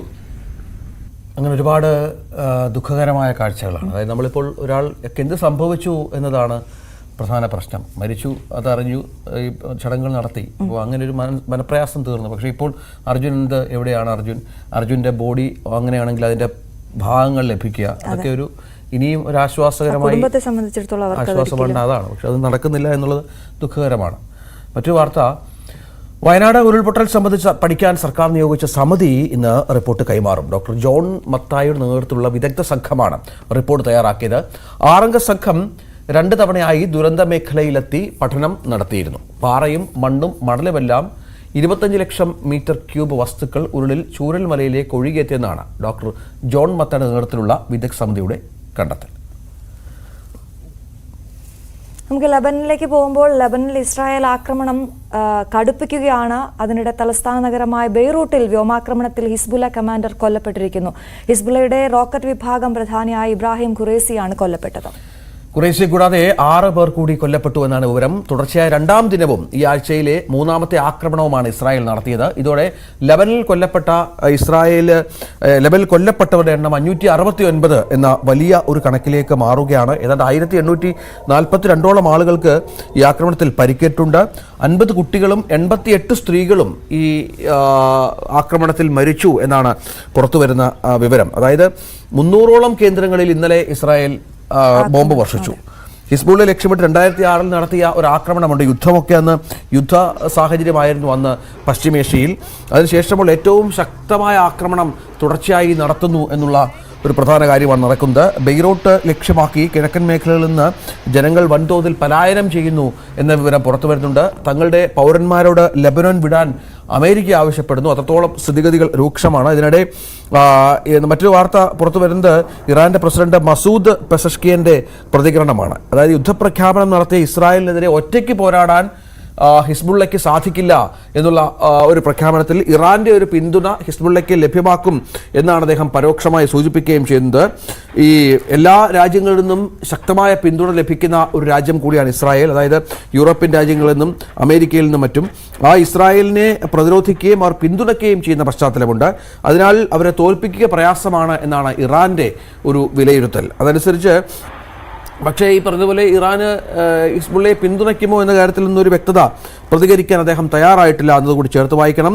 ലെബനനെ മറ്റൊരു ഗാസയാക്കി മാറ്റരുത് എന്ന് ഐക്യരാഷ്ട്രസഭ ആവശ്യപ്പെട്ടു എന്നുള്ള ഒരു പ്രധാനപ്പെട്ട വിവരം കൂടി ഈ ഘട്ടത്തിൽ പുറത്തുവിടുന്നുണ്ട്. അതിശക്തമായ ആക്രമണം ഇപ്പോഴും അവിടെ തുടരുന്നുണ്ട്. ചോരക്കളമാണ് ലെബനൻ എന്ന് വേണം. കാരണം ഈ ഹിസ്ബുള്ള തീവ്രവാദികളെ ഹിസ്ബുള്ളയാണ് ലക്ഷ്യം വെക്കുന്നത് എങ്കിൽ പോലും സ്ത്രീകളും കുട്ടികളും അടക്കമുള്ളവരാണ് മരണപ്പെടുന്നത്. സാധാരണ ജനങ്ങളാണ് മരണപ്പെടുന്നത് എന്നുള്ളതാണ്. നേരത്തെയും ഗാസയിലും സമാനമായി തന്നെയായിരുന്നു സ്ഥിതിഗതികൾ. ഗാസ ഏതാണ്ട് 80% ഹമാസിനെയും ഇസ്രായേൽ നശിപ്പിച്ചു കഴിഞ്ഞു. അവർക്ക് ഇപ്പോൾ ഈ പറഞ്ഞതുപോലെ ഒരു ഉയർത്തെഴുന്നേൽപ്പിന് സാധ്യമല്ലാത്ത വിധത്തിൽ ഹമാസിനെ ഇസ്രായേൽ ഏതാണ്ട് അവസാനിപ്പിച്ച മട്ടാണ് ഇപ്പോൾ അവിടെ നിന്ന് ഉയരുന്നത്. അതിനുശേഷമാണ് ഇപ്പോൾ അടുത്ത ഘട്ടമായി തങ്ങളുടെ ശത്രുവായ ഹിസ്ബുള്ളയ്ക്ക് നേരെയും പേജർ ആക്രമണമായിരുന്നു തുടക്കത്തിൽ. പേജർ ആക്രമണത്തിലൂടെ നിരവധി ആളുകളെ ഇസ്രായേൽ ഇല്ലാതാക്കി. 46ഓളം മരണങ്ങൾ സംഭവിച്ചു. നിരവധി ആളുകൾക്ക് അംഗഭംഗം വന്നു. അതിന് തൊട്ട് പിന്നാലെയാണ് ഈ വ്യോമാക്രമണം എന്നുള്ളതാണ് സ്ഥിതിഗതികൾ ഗൗരവതരമാക്കുന്നത്. ഹിസ്ബുള്ള കമാൻഡർ കൊല്ലപ്പെട്ടതായിട്ടുള്ള സ്ഥിരീകരണം ഹിസ്ബുള്ളയും നടത്തുന്നുണ്ട് എന്നുള്ളതാണ്. അതുകൊണ്ട് തന്നെ കൂടുതൽ ആക്രമണം ഇനിയും ഉണ്ടാകാനുള്ള സാധ്യതയും തള്ളിക്കളയാനാകില്ലല്ലോ. അതായത് ഇന്നലെ ഇസ്രായേൽ പ്രധാനമന്ത്രി ഒരു പ്രസ്താവനയിലൂടെ ലെബനിലെ ജനങ്ങളോട് പറഞ്ഞത് തങ്ങളുടെ പോരാട്ടം ഹിസ്ബുള്ളയ്ക്കെതിരെയാണ്, സാധാരണക്കാർക്കെതിരെ അല്ല. അതുകൊണ്ട് നിങ്ങൾ പരമാവധി മാറി നിൽക്കുക, നിങ്ങൾ സുരക്ഷിത കേന്ദ്രങ്ങളിലേക്ക് മാറുക, ഞങ്ങളുടെ ആക്രമണം തുടരുമെന്ന് തന്നെയാണ്. അപ്പോൾ അത് സംഭവിക്കുകയാണ്, വീണ്ടും ആക്രമിക്കുകയാണ്. അതായത് ഇന്ന് ഓരോ ലക്ഷ്യസ്ഥാനങ്ങൾ വെച്ചാണ് ഇസ്രായേലിന്റെ ആക്രമണം. കമാൻഡർ വളരെ പ്രധാനപ്പെട്ട അവരുടെ റോക്കറ്റ് ഇതിന്റെയൊക്കെ ചുമതല വഹിക്കുന്ന. അങ്ങനെ നിങ്ങൾ പലായനം ചെയ്തോളൂ എന്ന് പറയുന്നത് ഇത് ആദ്യമായാണെന്ന് തോന്നുന്നു. അവിടുത്തെ ആളുകളോട്, ജനങ്ങളോട് ഉള്ളതെല്ലാം എടുത്ത് മാറിപ്പോകാൻ പറയുന്നത് വലിയൊരു കൂട്ട പലായനം അവിടെ നിന്നും ഉണ്ടാകുന്നുണ്ടല്ലോ രഞ്ജിത്ത്. അതിന്റെ വിശദാംശങ്ങൾ എങ്ങനെയാണ്? മറ്റൊരു നഗരത്തിലേക്ക് എത്തുമ്പോൾ അവിടുത്തെ സ്ഥിതിഗതികൾ, അവിടുത്തെ ജനജീവിതത്തെ അത് വളരെയധികം ബാധിക്കും. ആ പലായനത്തെക്കുറിച്ച് കൂടി. അതായത് ഈ നഴ്സറികളും വിദ്യാലയങ്ങളും ഒക്കെ അടച്ച് പശ്ചാത്തലം, അവിടെ വിദ്യാഭ്യാസ സ്ഥാപനങ്ങളൊന്നും പ്രവർത്തിക്കുന്നില്ല. തുടർന്ന് ജനങ്ങൾ വലിയ ഭീതിയിൽ, ഈ നേരത്തെ പറഞ്ഞതുപോലെ ഈ പേജർ ആക്രമണത്തിന് ശേഷം വലിയ ഭീതിയിലാണ് ജനങ്ങൾ. അവർക്കൊരു സംവിധാനവും ഉപയോഗിക്കാൻ പറ്റാത്ത പശ്ചാത്തലമുണ്ട്. ഇതിവിടെയാണ് ഇത്രയധികം പലായനം നടക്കുന്നത്. ഇപ്പോൾ ഈ സാധാരണക്കാരായ ജനങ്ങളൊക്കെ പല സ്ഥലങ്ങളിലേക്ക്, കിഴക്കൻ ലെബനനിലേക്കും മറ്റും പാഞ്ഞു പോകുന്നു. അവർ പോകുന്നു എന്ന വിവരങ്ങളുണ്ട്. മറ്റ് രാജ്യങ്ങളൊക്കെ തങ്ങളുടെ ചുറ്റുമുള്ള രാജ്യങ്ങൾക്ക് അതിർത്തികൾ അടച്ച പശ്ചാത്തലം കൂടിയുണ്ട്. ഈ 3 തരത്തിലുള്ള പ്രതിസന്ധിയാണ് ലെബനൻ അഭിമുഖീകരിക്കുന്നത്. ഒന്ന്, ഈ ഗാസയിൽ നിന്നും മറ്റും വന്ന അഭയാർത്ഥികളെ ഉൾക്കൊള്ളിക്കുക എന്നുള്ളത്. ഒപ്പം അവർ ആഭ്യന്തര സുരക്ഷിതത്വത്തിന്റെ കാര്യവുമായി ബന്ധപ്പെട്ടുള്ള പ്രശ്നങ്ങൾ ലെബനൻ അഭിമുഖീകരിക്കുന്നു. ഒപ്പം ഹിസ്ബുള്ളയ്ക്ക് ജനങ്ങൾക്കിടയിൽ നഷ്ടപ്പെടുന്ന ഒരു വിശ്വാസ്യത. അങ്ങനെ വിവിധങ്ങളായ പ്രശ്നങ്ങളിലൂടെ കടന്നു പോവുകയാണ് ലെബനൻ. പക്ഷെ അവർക്ക് UN ഒക്കെ പ്രസ്താവന നടത്തുന്നുണ്ടെങ്കിൽ പോലും അവർക്ക് ലോകരാജ്യങ്ങളുടെ പിന്തുണ എത്രത്തോളം ലഭിക്കുന്നുണ്ട് എന്ന കാര്യത്തിലൊക്കെ സംശയമുണ്ട്. ഇതിനിടയിലാണ് ഈ തത്സമയ സംപ്രേഷണത്തിനിടെ ഉണ്ടായ മിസൈൽ ആക്രമണത്തിൽ ഒരു മാധ്യമപ്രവർത്തകന് പരിക്കേറ്റു എന്ന വിവരം കൂടി പുറത്തു വരുന്നത്. ലെബനിലെ ബാൽബാക്കിലുള്ള വീട്ടിൽ വെച്ചാണ് ഈ സംഭവം ഉണ്ടായത്. അത്തരത്തിൽ എല്ലാ മേഖലകളും കേന്ദ്രീകരിച്ചുള്ള ഒരു ശക്തമായ ആക്രമണമാണ് ഇസ്രായേലിന്റെ ഭാഗത്തു നിന്ന് ഉണ്ടായിക്കൊണ്ടിരിക്കുന്നത്. അത് തടയാൻ ആർക്കും സാധിക്കുന്നുമില്ല എന്നുള്ളതാണ് പ്രധാനം. അമേരിക്കയും കൂടുതൽ സൈന്യത്തെ ഈ പശ്ചിമേഷ്യൻ മേഖലയിലേക്ക് വിന്യസിച്ചു കഴിഞ്ഞു എന്നുള്ള വിവരങ്ങളും പുറത്തു വരുന്നുണ്ട്. ശരി, ജമ്മു കാശ്മീരിലേക്ക് പോകണം. ജമ്മു കാശ്മീരിൽ 2ാം ഘട്ട വോട്ടെടുപ്പ് തുടങ്ങിയിരിക്കുകയാണ്. മധ്യ കശ്മീരിലെ ബുദ്ഗാം, ശ്രീനഗർ, ഗന്ദർബാൽ, ജമ്മു മേഖലയിലെ പൂഞ്ച്, രജൌരി ജില്ലകളിലായി 26 മണ്ഡലങ്ങളിലാണ് 2ാം ഘട്ടത്തിൽ തെരഞ്ഞെടുപ്പ് നടക്കുന്നത്. മുൻ മുഖ്യമന്ത്രി ഒമർ അബ്ദുള്ള, BJPയുടെ രവീന്ദർ റെയ്ന തുടങ്ങിയ പ്രമുഖർ ജനവിധി തേടുന്നുണ്ട്. ഷംന ഏറ്റവും പുതിയ വിവരങ്ങൾ പങ്കുവെക്കും. ഷംന, കശ്മീരിലെ നിർണായകമായ തെരഞ്ഞെടുപ്പാണ്. നമുക്കറിയാം 1ാം ഘട്ടത്തിൽ വലിയ പ്രാതിനിധ്യം ഉണ്ടായിരുന്നു ജനങ്ങളുടെ. പ്രതീക്ഷിച്ചതിനേക്കാൾ കൂടുതൽ ആളുകൾ പോളിംഗ് ബൂത്തുകളിലെത്തി. ഇന്നും അത് പ്രതീക്ഷിക്കണ്ടേ? ഈ കൂടുതൽ ഭീഷണി നേരിടുന്ന മേഖലകളാണോ ഇന്ന് തെരഞ്ഞെടുപ്പ്? രഞ്ജിത്ത്, തീർച്ചയായും വളരെ പ്രാധാന്യത്തോടെ എല്ലാവരും ഉറ്റുനോക്കുന്ന ഒരു തെരഞ്ഞെടുപ്പാണ് ജമ്മു കാശ്മീരിൻ്റേത്. 7 മണിയോടുകൂടി തന്നെ വോട്ടെടുപ്പ് തുടങ്ങി. പ്രത്യേകിച്ച് എടുത്തു പറയേണ്ടത് രജൌരി മേഖലയിലാണ്. ഈ മണ്ഡലത്തിൽ കഴിഞ്ഞ കുറേ കാലങ്ങളായി ഏറ്റുമുട്ടൽ തുടരുന്ന ഒരു മണ്ഡലമാണ് രജൌരി. ഇവിടെ ശക്തമായ സുരക്ഷയാണ് ഒരുക്കിയിരിക്കുന്നത്. ഈ പോളിംഗ് സ്റ്റേഷനുകളുടെ കാര്യം പറയുകയാണെങ്കിൽ 157 സ്പെഷ്യൽ പോളിംഗ് സ്റ്റേഷനുകളാണ്. സ്ത്രീകളുടെ പ്രാതിനിധ്യത്തിലുള്ളത്, യുവാക്കൾ നയിക്കുന്നത്. അങ്ങനെ പ്രത്യേകമായി 157 പോളിംഗ് സ്റ്റേഷനുകൾ ഒരുക്കിയിട്ടുണ്ട്. എന്തായാലും കനത്ത സുരക്ഷയോട് കൂടി തന്നെയാണ് ഈ 2ാം ഘട്ട വോട്ടെടുപ്പ് നടക്കുന്നത്. പ്രത്യേകിച്ച് ഈ രജൌരി മേഖലകൾ, അതുപോലെ ഏറ്റുമുട്ടൽ നടക്കുന്ന മേഖലകൾ കൂടി ഉള്ള ഒരു മണ്ഡലങ്ങൾ ഉൾപ്പെടുന്ന ഒരു തെരഞ്ഞെടുപ്പ് കൂടി ആയതുകൊണ്ടാണ് കഴിഞ്ഞ 1ാം ഘട്ട തെരഞ്ഞെടുപ്പിനേക്കാൾ കൂടുതൽ സുരക്ഷ ഒരുക്കിയിട്ടുണ്ട്. എന്തായാലും ജമ്മു മേഖലയിൽ നിന്ന് 11 മണ്ഡലങ്ങളും, കാശ്മീർ മേഖലയിലെ 15 മണ്ഡലങ്ങളും, അങ്ങനെ 26 മണ്ഡലങ്ങളിലേക്കാണ് ഇന്ന് വോട്ടെടുപ്പ് നടക്കുന്നത്. മൊത്തം 239 സ്ഥാനാർത്ഥികൾ ജനവിധി തേടുന്നുണ്ട്. ഉമർ അബ്ദുള്ള, അതുപോലെ രവീന്ദ്ര റെയ്ന തുടങ്ങിയ പ്രമുഖർ ഏറ്റുമുട്ടുന്നു. അത്തരം അവർ കൂടി ജനവിധി തേടുന്ന ഒരു 2ാം ഘട്ട വോട്ടെടുപ്പാണിത്.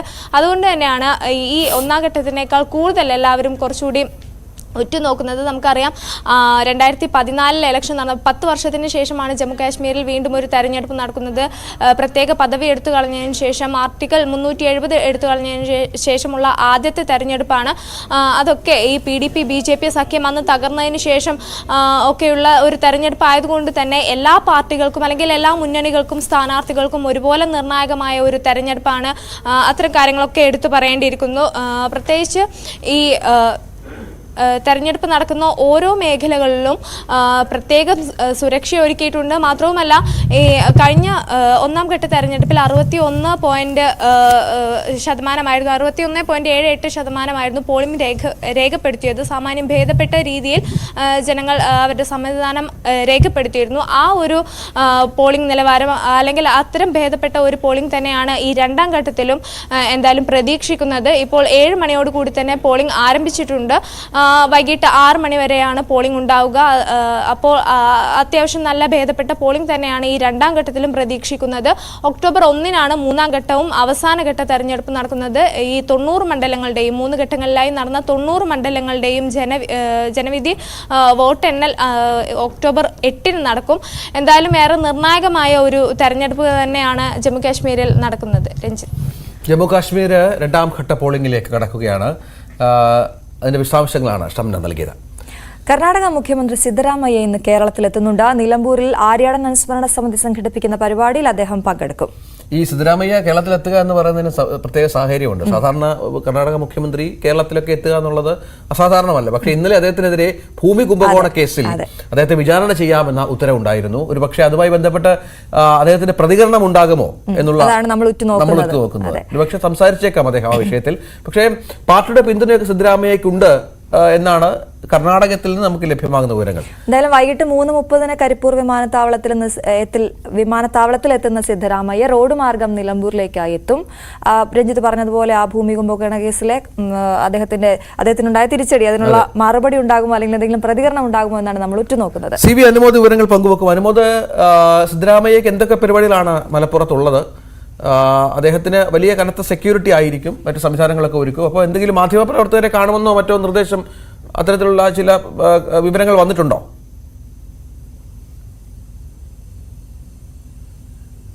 Good morning Ranjith. Good morning Aswathy. ഇന്ന് ആര്യാടൻ മുഹമ്മദിന്റെ അനുസ്മരണ പരിപാടിയിൽ പങ്കെടുക്കുവാൻ വേണ്ടിയാണ് അദ്ദേഹം നിലമ്പൂരിൽ എത്തുന്നത്. സിദ്ധരാമയ്യ എത്തുന്നത് രാഷ്ട്രീയമായിട്ട് ഇപ്പോൾ ഏറ്റവും വലിയ ഒരു പ്രാധാന്യമുള്ള വിഷയം തന്നെയാണ്. കാരണം കഴിഞ്ഞ ദിവസമാണ് അദ്ദേഹത്തിനെതിരെ ഹൈക്കോടതിയുടെ വിധി വന്നത്. ഈ സ്വാഭാവികമായിട്ടും ഇന്ന് ഈ ഒരു വിഷയത്തിൽ അദ്ദേഹത്തിന്റെ ഭാഗത്തുള്ള പ്രതികരണങ്ങൾ ഉണ്ടാകുമോ എന്നുള്ളതാണ് ഏറ്റവും പ്രധാനപ്പെട്ട ഒരു കാര്യം. അദ്ദേഹത്തിന്റെ പ്രതികരണം തേടുവാൻ അത് നേരിട്ട് ലഭിക്കാനുള്ള സാധ്യത നിലവിലെ സാഹചര്യത്തിൽ കുറവാണ് എന്നാണ് അറിയുന്നത്. കാരണം കനത്ത സുരക്ഷാ സന്നാഹങ്ങളാണ് ഏർപ്പെടുത്തിയിട്ടുള്ളത്. മാത്രമല്ല അദ്ദേഹത്തെ നേരിൽ കാണാനുള്ള ഒരു സാഹചര്യം മാധ്യമപ്രവർത്തകർക്ക് നൽകുമോ എന്നും ഈ സംഘാടകർ വ്യക്തമാക്കിയിട്ടില്ല. ഒരുപക്ഷെ അദ്ദേഹത്തിന്റെ പ്രസംഗത്തിൽ, ആര്യാടൻ മുഹമ്മദ് അനുസ്മരണ വേദിയിൽ അദ്ദേഹം നടന്ന പ്രസംഗത്തിൽ ഇത് സംബന്ധിച്ചുള്ള പരാമർശങ്ങളോ അല്ലെങ്കിൽ വിമർശനങ്ങളോ എന്തെങ്കിലും വരുമോ എന്നുള്ളതാണ് ഏറ്റവും പ്രധാനപ്പെട്ട ഒരു കാര്യം. അത് ദേശീയ തലത്തിൽ തന്നെ വളരെ പ്രധാനപ്പെട്ട ഒരു കാര്യമാണ്. അതുകൊണ്ട് തന്നെയാണ് ഇന്നത്തെ ഒരു പരിപാടി വലിയ ശ്രദ്ധാകേന്ദ്രമാവുന്നതും. അദ്ദേഹം ഉച്ചയ്ക്ക് 3:30-ഓടെയാണ് ഇവിടെ എത്തുക. 5 മണിക്കാണ് അദ്ദേഹത്തിന്റെ അനുസ്മരണ പരിപാടി, അതായത് സിദ്ധരാമയ്യ പങ്കെടുക്കുന്ന ആ സെഷൻ വെച്ചിട്ടുള്ളത്. അപ്പോൾ ആ ഒരു സെഷനിൽ അദ്ദേഹം എന്തെങ്കിലും പറയുമോ എന്നുള്ളത് പ്രധാനപ്പെട്ട ഒരു കാര്യമാണ്. അതോടൊപ്പം തന്നെ മറ്റൊരു രാഷ്ട്രീയ പ്രാധാന്യം കൂടി ഇത്തവണത്തെ ഈ ആര്യാടൻ അനുസ്മരണ പരിപാടിക്കുണ്ട്. നമുക്കറിയാം, നിലമ്പൂരിലെ ഒരു സാഹചര്യം, കേരളത്തിലെ രാഷ്ട്രീയ സാഹചര്യം വെച്ച് നോക്കുമ്പോൾ PV അൻവർ MLA ഉയർത്തിവിട്ട വിവാദങ്ങളും അതേ തുടർന്നുണ്ടാകുന്ന മറ്റ് സംഭവവികാസങ്ങളൊക്കെ ഈ നിലമ്പൂരിലെ ഈ പരിപാടിയിൽ പ്രതിഫലിക്കുമോ എന്നുള്ളതാണ് കണ്ടറിയേണ്ടത്. കോൺഗ്രസിന്റെ ശക്തി കേന്ദ്രമായിരുന്ന, ശക്തിദുർഗമായിരുന്ന നിലമ്പൂരിനെ 2 വട്ടം കീഴടക്കിയ വ്യക്തിയാണ് PV അൻവർ. സ്വാഭാവികമായിട്ടും ഇന്ന് കോൺഗ്രസിലെ ഉന്നത നേതാക്കളെല്ലാം ഈ ഒരു പരിപാടികൾ, ആര്യാടൻ അനുസ്മരണ പരിപാടിയിൽ പങ്കെടുക്കുന്നുണ്ട്. കോൺഗ്രസിന്റെ ഒരു ശക്തി പ്രകടനമായിട്ട് ഈ ഒരു വേദിയെ മാറ്റാനുള്ള നീക്കമാണ് സംഘാടകർക്കുള്ളത്. സ്വാഭാവികമായിട്ടും PV അൻവറിനെതിരെ വലിയ വിമർശനങ്ങൾ ഉയരുമോ അതോ നിശബ്ദമായിട്ട് ആയിരിക്കുമോ? രണ്ടാണെങ്കിലും വലിയ പ്രാധാന്യമുണ്ട്. കാരണം അൻവറിനെ കടന്നാക്രമിക്കുകയാണെങ്കിൽ അത് രാഷ്ട്രീയമായിട്ടുള്ള ഒരു നീക്കമാണ്. അല്ല, അൻവറിനെതിരെ സംസാരിക്കാതിരിക്കുകയാണെങ്കിൽ ഒരുപക്ഷെ നാളെ അൻവറിന് UDF-ലേക്ക് തിരിച്ചു വരാനുള്ള വിദൂര സാധ്യതകൾ അത് അടച്ചിടാത്ത ഒരു നിലപാടിലേക്കാണ് UDF കോൺഗ്രസ് എന്ന് നമുക്ക് വിലയിരുത്തേണ്ടി വരും. എന്തുതന്നെയാണെങ്കിലും 2 തരത്തിലും, കേരള രാഷ്ട്രീയത്തിലും ദേശീയ രാഷ്ട്രീയത്തിലും ഇന്ന് നിലമ്പൂരിൽ നടക്കുന്ന ആര്യാടൻ അനുസ്മരണ പരിപാടി വളരെ ശ്രദ്ധയുള്ളതാണ്, പ്രാധാന്യമുള്ളതാണ്. രഞ്ജിത്ത്. ശരി അനുമോദ്.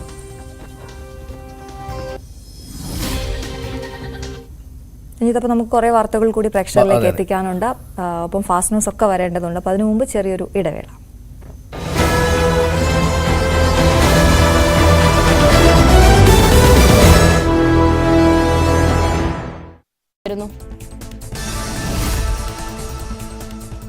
പതിനഞ്ച് വയസ്സുകാരനെ കാണാതായതായി പരാതി. പാറശാല സ്വദേശി ആദിത്യൻ J സതീശനെയാണ് ഇന്നലെ വൈകിട്ട് 4 മണി മുതൽ കാണാതായത്.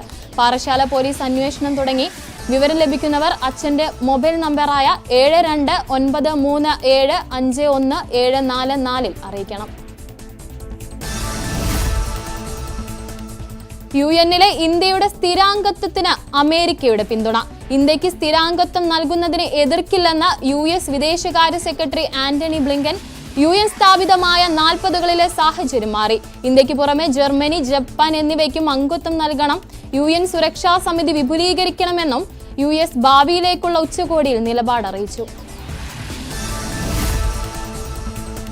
റഷ്യ യുക്രൈൻ യുദ്ധത്തിൽ മധ്യസ്ഥം വഹിക്കാൻ തയ്യാറെന്ന സൂചന നൽകി ഇന്ത്യ. ന്യൂയോർക്കിൽ യുക്രൈൻ പ്രസിഡന്റ് സെലൻസ്കിയുമായി നടന്ന ചർച്ചയിലാണ് മോദി സൂചന നൽകിയത്. ഡിജിറ്റൽ ഗവേണൻസ് ആണ് കാലഘട്ടത്തിന്റെ അനിവാര്യതയെന്ന് UN ഉച്ചകോടിയിൽ പ്രധാനമന്ത്രി നരേന്ദ്രമോദി. ആഗോള ഭാവിക്ക് വേണ്ടത് മനുഷ്യ കേന്ദ്രീകൃത സമീപനമാണ്. ഒരു ഭൂമി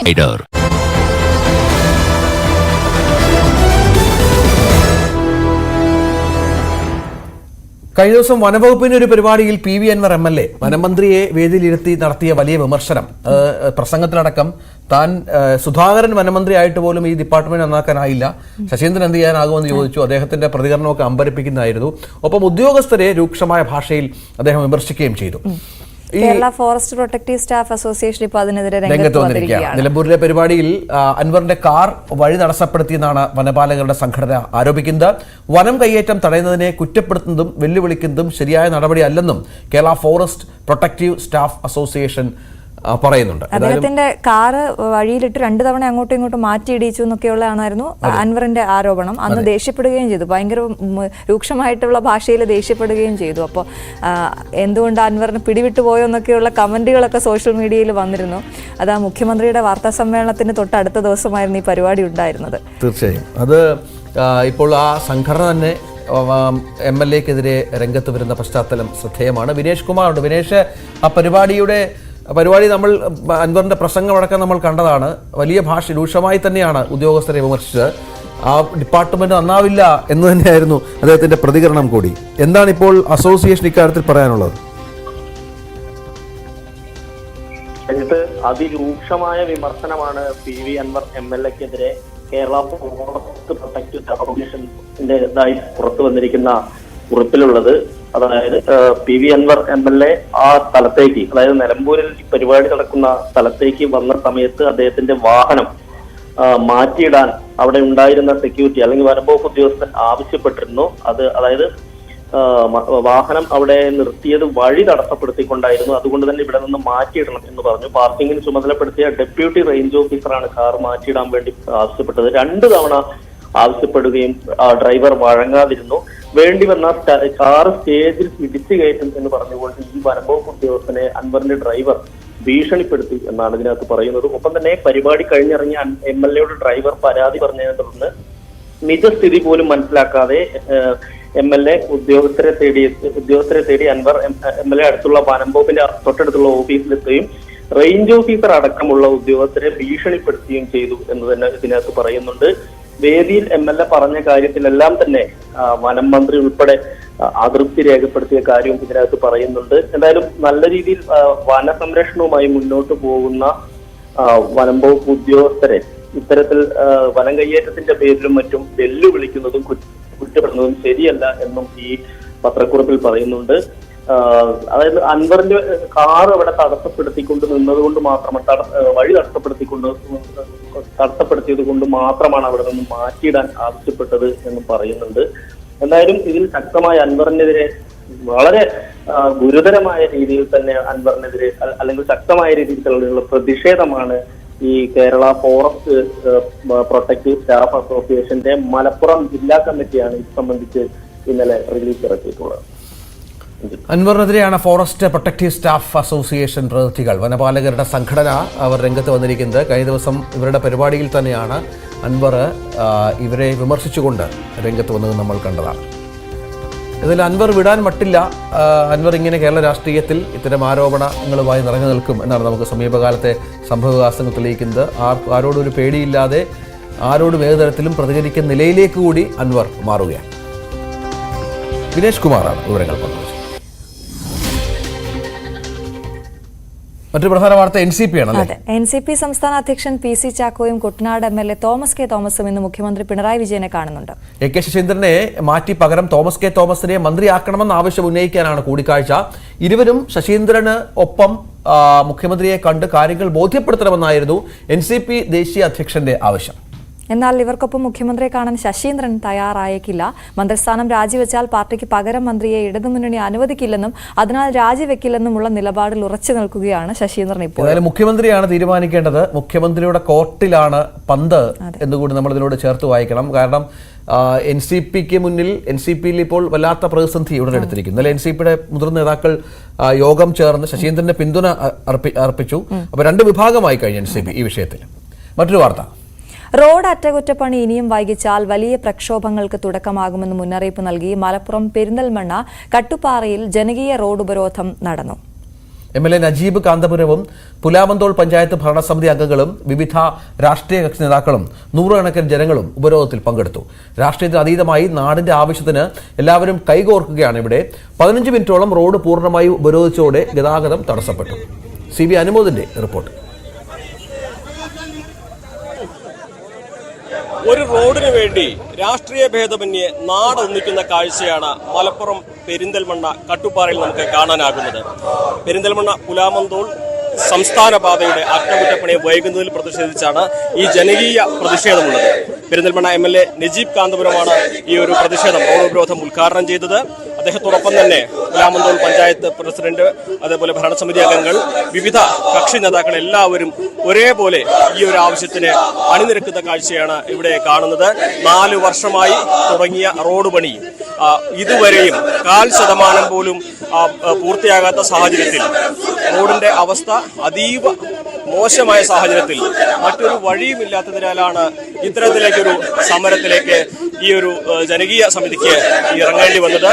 ഇത്തരത്തിൽ ഈ ഒരു വലിയ പ്രതിഷേധം ഇവിടെ ആരംഭിക്കുകയാണ്.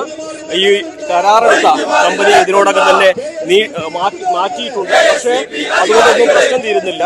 ഇവിടെ ഈ ഒരു റോഡ് പണി എത്രയും വേഗം പൂർത്തിയാക്കണമെന്ന ആവശ്യമാണ് ഇവർ ഉന്നയിക്കുന്നത്. അത് തീരുന്നതുവരെ, ഈ ഒരു പ്രശ്നം പരിഹരിക്കുന്നതുവരെ സമരവുമായി മുന്നോട്ട് പോകുമെന്നാണ് സമരസമിതി ആഹ്വാനം ചെയ്തിരിക്കുന്നത്. ഇത് ഒരു സൂചന മാത്രമാണ്.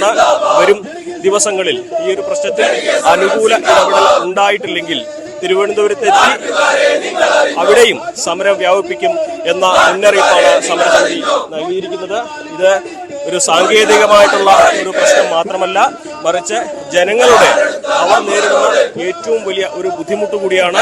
അതുകൊണ്ടാണ് ഈ സംസ്ഥാന പാത ഉപരോധിച്ചുകൊണ്ട് ജനങ്ങളെ അല്പം ബുദ്ധിമുട്ടിലാക്കുന്ന സാഹചര്യമാണെങ്കിൽ പോലും ഇത്തരത്തിലൊരു സമരത്തിന് തയ്യാറാകേണ്ടി വന്നത് എന്നാണ് സമരസമിതി ആഹ്വാനം ചെയ്യുന്നത്. നമ്മോടൊപ്പം MLA നജീബ് കാന്തപുരം ചേരുന്നു. സമരത്തിലേക്ക് സ്വാഭാവികമായിട്ടും ഈ സമരത്തിന്റെ ഏറ്റവും വലിയ പ്രത്യേകത എല്ലാവരും ഒരുമിച്ച് നിൽക്കുന്നു എന്നുള്ളതാണ്. ഇതൊരു ജനകീയ പ്രശ്നമായി, ജനങ്ങളുടെ വിഷയമായി ഒരുപാട് കാലമായി, പ്രത്യേകിച്ച് ന്യൂസ് 18 ഈ വിഷയം വളരെ ഗൗരവമായിട്ട് കൊണ്ടുവന്നിട്ടുണ്ട്. അപ്പൊ ഞങ്ങൾക്ക് പറയാനുള്ളത്, ഇത്തരത്തിലൊരു സമരത്തിലേക്ക് ഞങ്ങളെ നയിച്ചത് ഇതിലെ കെടുകാര്യസ്ഥതയാണ്. ആ കെടുകാര്യസ്ഥത അവസാനിക്കുന്നവരെ ഒരുമിച്ച് തന്നെ പോരാടാനാണ് ഞങ്ങൾ തീരുമാനിച്ചത്. അതിൽ ഒരു രാഷ്ട്രീയ വ്യത്യാസവുമില്ല. ഒരു താല്പര്യമേ ഉള്ളൂ, ഈ മേലാറ്റൂർ മുതൽ, ഈ പുലാമന്തോൾ മുതൽ മേലാറ്റൂർ വരെയുള്ള നമ്മുടെ റോഡ് എത്രയും വേഗം ജനങ്ങൾക്ക് യാത്രാ സൗകര്യം ഉണ്ടാവുന്ന തരത്തിലേക്ക് മാറണം. കമ്പനിയെ നീക്കി കഴിഞ്ഞു, ഇനി എന്താണ് ചെയ്യാൻ പോകുന്നത്? എത്രയും വേഗം പുതിയ കമ്പനിക്ക് ഇതിന്റെ കോൺട്രാക്ട് കൊടുക്കാനുള്ള സംവിധാനം ഉണ്ടാവണം. ആ സംവിധാനം ഉണ്ടാക്കലാണ് നമ്മളുടെ പ്രധാനപ്പെട്ട കാര്യം. അതിനുള്ള നിയമപരമായിട്ടുള്ള എന്ത് തടസ്സമാണെങ്കിലും അത് എത്രയും വേഗം പരിഹരിക്കാനും പരിഗണിക്കാനും തയ്യാറാവണം. അത് ഉദ്യോഗസ്ഥർ തയ്യാറാക്കണം. അതിന്റെ കോൺട്രാക്ട് കമ്പനി എത്രയും വേഗം വരുമെന്നാണ് ഞങ്ങൾ പ്രതീക്ഷിക്കുന്നത്. ഏതായാലും അതുവരെയും ഈ സമരം യാതൊരു തരത്തിലും അവസാനിപ്പിക്കാൻ ഉദ്ദേശിക്കുന്നില്ല.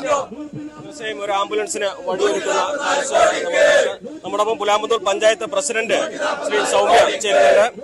ഇത് എല്ലാ രാഷ്ട്രീയ ഭേദങ്ങൾക്കും അതീതമായ ജനങ്ങളുടെ ആവശ്യമാണ്. എന്തൊക്കെയാണ് നമ്മൾ ഇനി അടുത്ത ഘട്ടത്തിൽ ചെയ്യാൻ പോകുന്നത്? അടുത്തതായിട്ട് മിനിസ്റ്ററെ നേരിട്ട് കണ്ടിട്ട് നമുക്ക് സംസാരിക്കണം. കാരണം ഈ കമ്പനീനെ ടെർമിനേറ്റ് ചെയ്തു എന്ന് പറയുന്ന സ്ഥിതിക്ക് അതിന്റെ ഓർഡർ വന്നിട്ടുണ്ട്. അപ്പൊ നമുക്ക് ഇത് വേഗം ഗതാഗത യോഗ്യമാക്കി തരണം എന്നാണ് നമ്മളുടെ ആവശ്യം. അതിനൊരു നിവേദനം കൊടുക്കാൻ വേണ്ടി നമ്മൾ തീരുമാനിച്ചിട്ടുണ്ട്. ഓൾറെഡി ആ ടെർമിനേറ്റ് ലെറ്റർ വന്നപ്പോൾ തന്നെ ഞാൻ മെയിൽ ചെയ്തിട്ടുണ്ട്. അപ്പൊ ഇനി നമ്മൾ ഈ ആക്ഷൻ കൗൺസിലിന്റെ ഭാഗമായിട്ട് മിനിസ്റ്ററെ നേരിട്ട് പോയിട്ട് കാണുന്നതാണ്. കമ്പനി റോഡ് അറ്റകുറ്റപ്പണി പകുതി പൂർത്തിയാക്കിയിട്ടാണ് ഇപ്പോൾ പിന്മാറുന്നത്. അവർ കോടതിയിൽ പോകാനുള്ള സാധ്യതയുണ്ട്. അതൊക്കെ പണിക്കിനെ വഴിയില്ലേ? അതെ, അതുകൊണ്ട് തന്നെയാണല്ലോ അവര് ഇപ്പോ ടെർമിനേറ്റ് ലെറ്റർ വന്നിട്ടും ബാക്കി പണി ചെയ്യുന്നത്. അപ്പൊ നമുക്ക് അതുകൂടി മിനിസ്റ്ററിനെ ബോധ്യപ്പെടുത്തേണ്ടതുണ്ട്. ഈ കമ്പനിക്ക് അല്ലെങ്കിൽ ഈ കമ്പനി ചെയ്ത പണിക്ക് നമ്മൾ സാറ്റിസ്ഫൈഡ് അല്ല എന്നുള്ളത് കൂടി നമ്മൾ മിനിസ്റ്ററിനെ ബോധ്യപ്പെടുത്തും. അതാണ് സമിതിക്ക് പറയാനുള്ളത്. ഈ ഒരു റോഡ് പണി പൂർത്തിയാകുന്നത് വരെ, ഗതാഗത യോഗ്യമാകുന്നത് വരെ ഈ ഒരു പ്രതിഷേധവുമായി മുന്നോട്ട് പോകും. ഇത് ഒരു തുടക്കം മാത്രമാണ്. ഈ തരത്തിൽ സർക്കാർ അനുകൂല നിലപാടെടുത്തില്ലെങ്കിൽ, ഈ റോഡ് പണി എത്രയും വേഗം പൂർത്തിയാക്കിയില്ലെങ്കിൽ വരും ദിവസങ്ങളിൽ വ്യത്യസ്തമായ സമരങ്ങൾ നടത്തുമെന്നാണ് സമരസമിതി വ്യക്തമാക്കിയിരിക്കുന്നത്. കട്ടുപാറയിൽ നിന്നും CB അനുമോദ്, ന്യൂസ് 18. വലിയ ദുരിതമാണ് കട്ടുപാറയിലെ റോഡ്. 4 കൊല്ലമായിട്ട് ഈ റോഡ് തകർന്നതിന്റെ ദുരിതം അനുഭവിക്കുകയാണ് പ്രദേശവാസികൾ. എന്നും ഇതിന് പരിഹാരമാകും വരെ വലിയ പ്രതിഷേധങ്ങൾ ഉണ്ടാകും നാട്ടുകാർ പറയുന്നുണ്ട്. ദുരിതം അനുഭവിക്കുന്ന നാട്ടുകാർക്ക് ഒരുപാട് കാര്യങ്ങൾ പറയാനുണ്ട്. കാരണം 4 വർഷത്തിലേറെയായി അവർ ദുരിതം അനുഭവിക്കുന്നു. എത്രമാത്രം വലിയ ദുരിതബാധയിലൂടെ നമ്മൾ സാർ, ഇത് ഈ റോഡ് ഇങ്ങനെ കിടക്കൽ തുടങ്ങിയിട്ട് ഒരുപാട് ബുദ്ധിമുട്ട് അനുഭവിക്കുന്ന ഈ ജനങ്ങളെ, ഇവിടുന്ന് പട്ടാമ്പി റോഡ് വരുന്ന ഒരുപാട് അറിയപ്പെടാത്ത ആളുകളെ, ഈ ഒരു ഹോസ്പിറ്റാലിറ്റി സിറ്റിയാണ് ഈ പെരിന്തൽമണ്ണ എന്നറിയപ്പെടുന്നത്. അവിടെ വെച്ചുകൊണ്ട് ഈ റോഡിൽ പോകുന്ന ഈ അടുത്ത പ്രദേശത്തുള്ള ഒരു കുട്ടി ഗർഭിണിയായി പോകുന്ന ഒരു അവര് ഭർത്താവും ഭാര്യയും ഒരുമിച്ചിട്ട് പോകുമ്പോൾ അവരെ അബോഷനായിട്ട് ആ ഹോസ്പിറ്റലിൽ എത്താൻ വൈകിയതിന്റെ കാരണം അബോഷനായിട്ട് പോകേണ്ടി വന്നിട്ടുണ്ട്. അതുപോലെ തന്നെ അനവധി ആളുകൾ ഇവിടെ ഈ പൊടിശല്യം, ഈ റോഡിലൊക്കെ അവർ നിരന്തരമായിട്ട് ഈ കുടി അടക്കുന്നതിന് വേണ്ടിയിട്ട് കൊണ്ടുവരുന്നത് കുറച്ച് പൊടിയാണ്. ആ പൊടി ഇട്ടിട്ട് ഇവിടെയൊക്കെ ഈ കച്ചവടക്കാർ മുഴുവനും അതിൽ വലഞ്ഞി അവസാനത്തെ ഈ ശ്രമമാണ് ഞങ്ങളുടെ ഈ റോഡ് ഉപരോധം എന്നുള്ളത്. ഇതിനു മുമ്പ് ജനകീയമായിട്ട് ഞങ്ങൾ ഒരുപാട് പരിപാടികൾ സംഘടിപ്പിച്ചിട്ടുണ്ട്. അതിലൊക്കെ ഈ KSTP എന്നുള്ള ഈ ഉദ്യോഗസ്ഥർക്കെതിരെ ഒരു നടപടി പോലും എടുക്കാൻ കഴിയാതെ അവർ നിരന്തരമായിട്ട് സമരം പ്രഖ്യാപിച്ച അന്ന് മുതൽ ടിയമ്പുരം എന്ന സ്ഥലത്ത് വെച്ചിട്ട് കുറഞ്ഞ സ്ഥലത്ത് മാത്രം ഒരു ഡാരിങ് തുടങ്ങി വെക്കുകയും അവർ ടെർമിനേറ്റർ ചെയ്തു എന്ന് അറിയപ്പെട്ട സമയത്ത് അന്ന് മുതൽ അവർ കുറച്ച് പണിയെടുത്തു എന്നല്ലാതെ വേറെ ഒരു കാര്യവും അവർ ചെയ്യുന്നില്ല. ഒരുപാട് ഈ ബുദ്ധിമുട്ടുകൾ ഈ നാട്ടുകാർ അനുഭവപ്പെടുന്നുണ്ട്. ഇനിയും ഇതുപോലത്തെ മുന്നോട്ട് പോകാൻ ഞങ്ങൾക്ക് ആർക്കും കഴിയില്ല. ഇത് ഒരു ചെറിയ സൂചനാ പണിമുടരണം മാത്രമാണ്. ഇനി ഇതിലും വലിയ പ്രക്ഷോഭങ്ങൾ ഇവിടെ എല്ലാ കക്ഷി രാഷ്ട്രീയ ഭേദമന്യേ നാട്ടുകാരിറങ്ങി, ഇനി സ്ത്രീകളും കുട്ടികളും അടക്കമുള്ളവർ ഈ റോഡിൽ ഇറങ്ങി അതിന് ഞങ്ങൾ പരിഹാരം റോഡ് നന്നാക്കുന്നത് വരെ കാണുമെന്നുള്ള ഒരു ഉറച്ച വിശ്വാസം ഞങ്ങൾ ഇന്നു മുതൽ എടുത്തിട്ടുണ്ട്. അതിന്റെ പിറകെ ഞങ്ങൾ എല്ലാ കാര്യത്തിലും ഉണ്ടാവും. നല്ലൊരു ദൂരത്തിലത് പരിഹാരം ആവട്ടെ എന്ന് ഞങ്ങൾ കരുതുന്നുണ്ട്. എത്രയും പെട്ടെന്ന് ഇത് നേരായിക്കിട്ടെ. നമുക്ക് എല്ലാവർക്കും ഇതൊരു ഉപകാരമായിരുന്നു. കുറെ വണ്ടികൾ ഇത് പോണതാണല്ലോ, അതുകൊണ്ട് ഈ റോഡിന്റെ അവസ്ഥ വളരെ ദുരിതത്തിലാണ്. എത്ര ജനങ്ങൾക്ക് വളരെ ബുദ്ധിമുട്ടിലാണ് ഈ റോഡ്. അപ്പൊ ഇതിനൊരു പരിഹാരം കാണണം എന്നാണ് ഞങ്ങൾക്ക് നാട്ടുകാർക്ക് പറയാനുള്ളത്. ഈ സമരത്തോടനുസരിച്ചിട്ടെങ്കിലും ഇനി ഒരു പ്രതീക്ഷ ഉണ്ട്, റോഡ് നേരാക്കുന്നില്ല. ആ ഒരു പ്രതീക്ഷയിലാണ് ഈ സമരം നടത്തുന്നത്. ഞങ്ങളുടെ ആവശ്യങ്ങൾ തന്നെയാണ്. ഞങ്ങൾ ഈ ഓട്ടോ തൊഴിലാളികൾ അത്രയും കഷ്ടപ്പെട്ടിട്ടാണ് ഇതിലെ വണ്ടി ഓടിക്കുന്നത്. കാരണം ഒരു 2 വീലർ ആണെങ്കിൽ ഒരു 4 വീലാണെന്നുണ്ടെങ്കിൽ ഒരു കുഴി മറികടന്ന് പോകാൻ കഴിയും. ഓട്ടോറിക്ഷയ്ക്ക് 3 വീല് 3 ഭാഗത്താണ്. ഞങ്ങളാണ് ഇതിൽ കൂടുതൽ ദുരിതം അനുഭവിക്കുന്നത്. അതൊന്നും ഇപ്പോൾ ആർക്കും അറിയില്ലല്ലോ. അപ്പോൾ ഞങ്ങൾക്ക് ഈ സമരം മുഖേന എത്രയും പെട്ടെന്ന് നേരാക്കണം എന്നില്ല തന്നെയാണ് ആവശ്യം. ഞങ്ങൾക്ക് ഒന്നും പറയാം, ഞങ്ങൾ ഓട്ടോ തൊഴിലാളികളാണ്. ഞങ്ങൾക്ക് ഈ റോഡൊന്ന് വേഗം ശരിയാക്കി തന്നാൽ മതി. വണ്ടി കേടുവന്നിട്ട് ആൾക്കാരെ ഊരൊടിഞ്ഞിട്ട് ഞങ്ങൾ സഹിക്കണില്ല. അതാണ് നമുക്ക് മെയിൻ പ്രശ്നം. ജീവിക്കാൻ എവിടെ? ഞങ്ങൾ കിട്ടുന്ന പൈസ അതിന് ചെലവാക്കാനുള്ളൂ, ഒന്നുമില്ല. ആൾക്കാരെ പ്രാക്ക് വേറെ, അത്രേ ഉള്ളൂ. 4 കൊല്ലമായി ഇത് തുടങ്ങിയിട്ട്.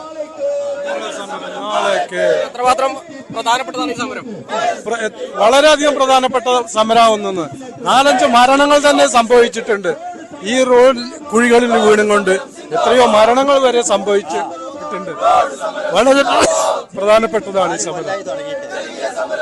വാട്ടർ അതോറിറ്റി കുഴിയിലും KCB കുഴിയിലും എല്ലാം ഉടനെ പെട്ടെന്ന് ശരിയാക്കണമെന്ന് വളരെയധികം അഭ്യർത്ഥിച്ചുകൊണ്ട് അദ്ദേഹത്തോട് പറയുന്നു.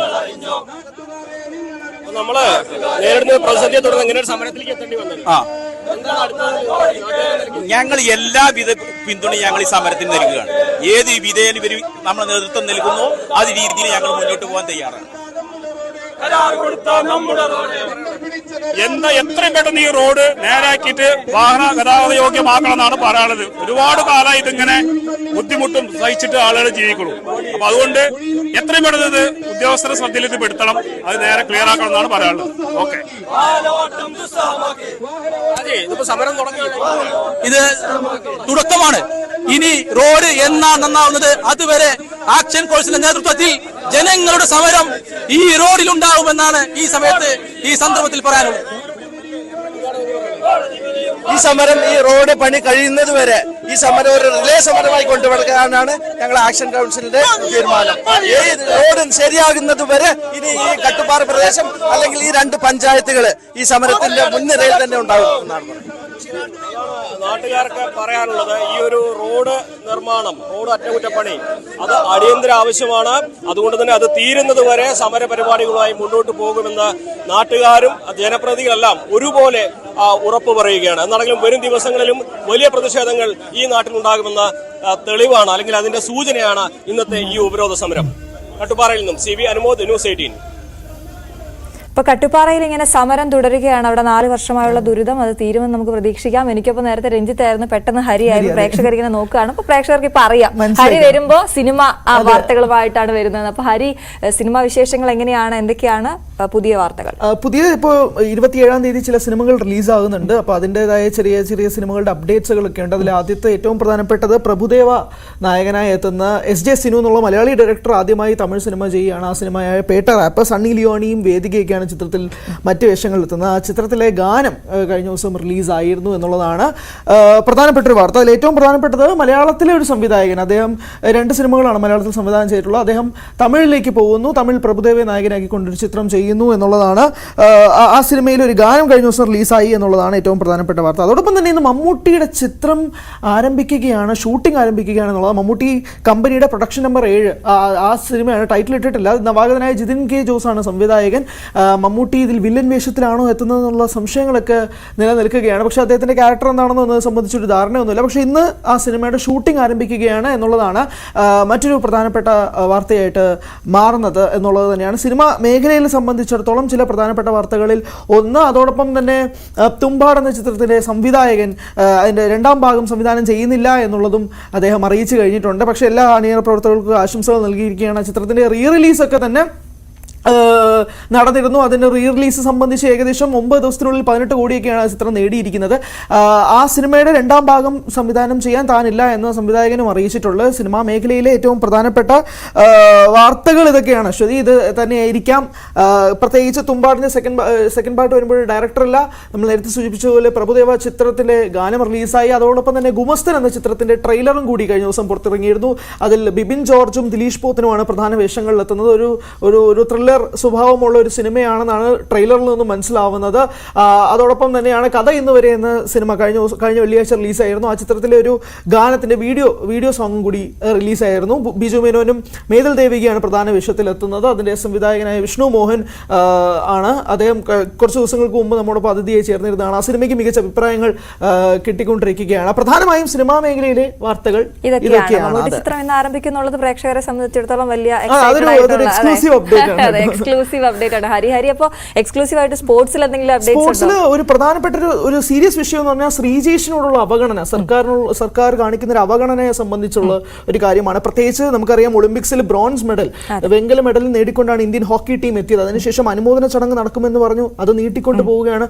അതോടൊപ്പം 2 കോടി രൂപ സർക്കാർ പ്രഖ്യാപിച്ചിരുന്നു, അത് ഇതുവരെ കിട്ടിയിട്ടില്ല എന്നുള്ളതാണ്. നമുക്കറിയാം തമിഴ്നാട് സർക്കാരിനെ സംബന്ധിച്ചിടത്തോളം അവിടെ ചെസ് താരങ്ങൾ തിരിച്ചു വന്നപ്പോൾ തന്നെ 25 ലക്ഷം രൂപ അതിൽ മുഖ്യമന്ത്രിയായ സ്റ്റാലിൻ ഉൾപ്പെടെ അന്ന് തന്നെ തിരിച്ചു വന്ന ആ ദിവസം തന്നെ കൊടുത്തതാണ്. അപ്പോഴാണ് ഇതുപോലെ ഒളിമ്പിക്സിൽ പോയി വെങ്കലം മെഡൽ അത്രയും മികച്ച പ്രകടനം. സത്യം ശ്രീജേഷിനെ വാഴ്ത്തിപ്പാടാത്ത ഒരു മാധ്യമങ്ങളുമില്ല. കാരണം ഇന്ത്യൻ ഹോക്കി ടീമിനെ വെങ്കല മെഡൽ നേടിക്കൊടുക്കാൻ സാധിച്ചതിൽ ഏറ്റവും പ്രധാന പങ്ക് വഹിച്ച നമ്മുടെ ഗോൾ കീപ്പർ ശ്രീജേഷിനുള്ള അവഗണന തന്നെയാണ് ഏറ്റവും പ്രധാനപ്പെട്ടതായുള്ള വാർത്ത. 2 കോടി രൂപ പ്രഖ്യാപിച്ചെങ്കിൽ പോലും അത് ഇതുവരെ ശ്രീജേഷിന്റെ കൈകളിലേക്ക് എത്തിയിട്ടില്ല. അനുമോദന ചടങ്ങ് നീട്ടിക്കൊണ്ടു പോകുന്നു. അതെന്തുകൊണ്ടാണ് ഈ അവഗണന എന്നുള്ള സംബന്ധിച്ചുള്ള ചോദ്യങ്ങൾ തന്നെയാണ് ഏറ്റവും പ്രധാനമായ ഭാഗത്ത് നിന്ന് അത്തരത്തിലുള്ള ഒരു പ്രതികരണവും ഉണ്ടായിട്ടില്ലല്ലേ? ഇല്ല, അങ്ങനെയില്ല. പക്ഷേ ആ ചടങ്ങുകൾ നീട്ടിക്കൊണ്ടു പോകുന്നു. അദ്ദേഹം സംയമനം പാലിക്കുന്നു എന്നുള്ളത് പ്രധാനപ്പെട്ടതാണല്ലോ. ഒരാളുടെ ക്യാരക്ടർ എന്നുള്ളത് കാര്യം കൂടി നമ്മൾ എടുത്തു പറയേണ്ടതാണ്. മാത്രമല്ല പാരീസ് ഒളിമ്പിക്സിൽ പോയി ആ ഒരു നേട്ടം സ്വന്തമാക്കുക എന്നത് പോലും നിസ്സാരമല്ല. അപ്പോൾ സ്വന്തം നാട്ടിൽ ഇങ്ങനെ തഴയപ്പെടുന്നുണ്ടോ എന്നുള്ള ഒരു ചോദ്യം വളരെ പ്രസക്തമല്ലേ? അത് തന്നെയാണ് ഏറ്റവും പ്രധാനപ്പെട്ട ഒരു വേദനാജനകമായ ഒരു വാർത്ത. മറ്റൊന്ന്, ഒരു ചരിത്ര നേട്ടം വെസ്റ്റ് ഇൻഡീസ് താരമായ നിക്കോളാസ് പൂരൻ സ്വന്തമാക്കിയിരിക്കുകയാണ്. കഴിഞ്ഞ ദിവസത്തെ കരീബിയൻ പ്രീമിയർ ലീഗിൽ അദ്ദേഹം ഒരു കലണ്ടർ ഇയറിൽ T20 ക്രിക്കറ്റിൽ നടത്തുന്ന ഏറ്റവും കൂടുതൽ സിക്സസ് നേടുന്ന ഒരു താരമായി അദ്ദേഹം മാറുന്നു. കഴിഞ്ഞ കുറച്ച് മാസങ്ങളായിട്ടുള്ള അദ്ദേഹത്തിന്റെ ഫോം ഞെട്ടിപ്പിക്കുന്നതാണ്. വെസ്റ്റ് ഇൻഡീസ് താരങ്ങളെ തന്നെ സംബന്ധിച്ചിടത്തോളം നിക്കോളാസ് പൂരൻ നൽകുന്ന ഒരു വാഗ്ദാനം അത്രമേലാണ്. അദ്ദേഹം പലപ്പോഴായി മിഡിൽ ഓർഡർ കളിച്ചുകൊണ്ടിരുന്ന ഒരു പ്ലെയർ ആണ്. ഇപ്പോൾ അദ്ദേഹം ഇനെ 3-ൽ വരുന്നു.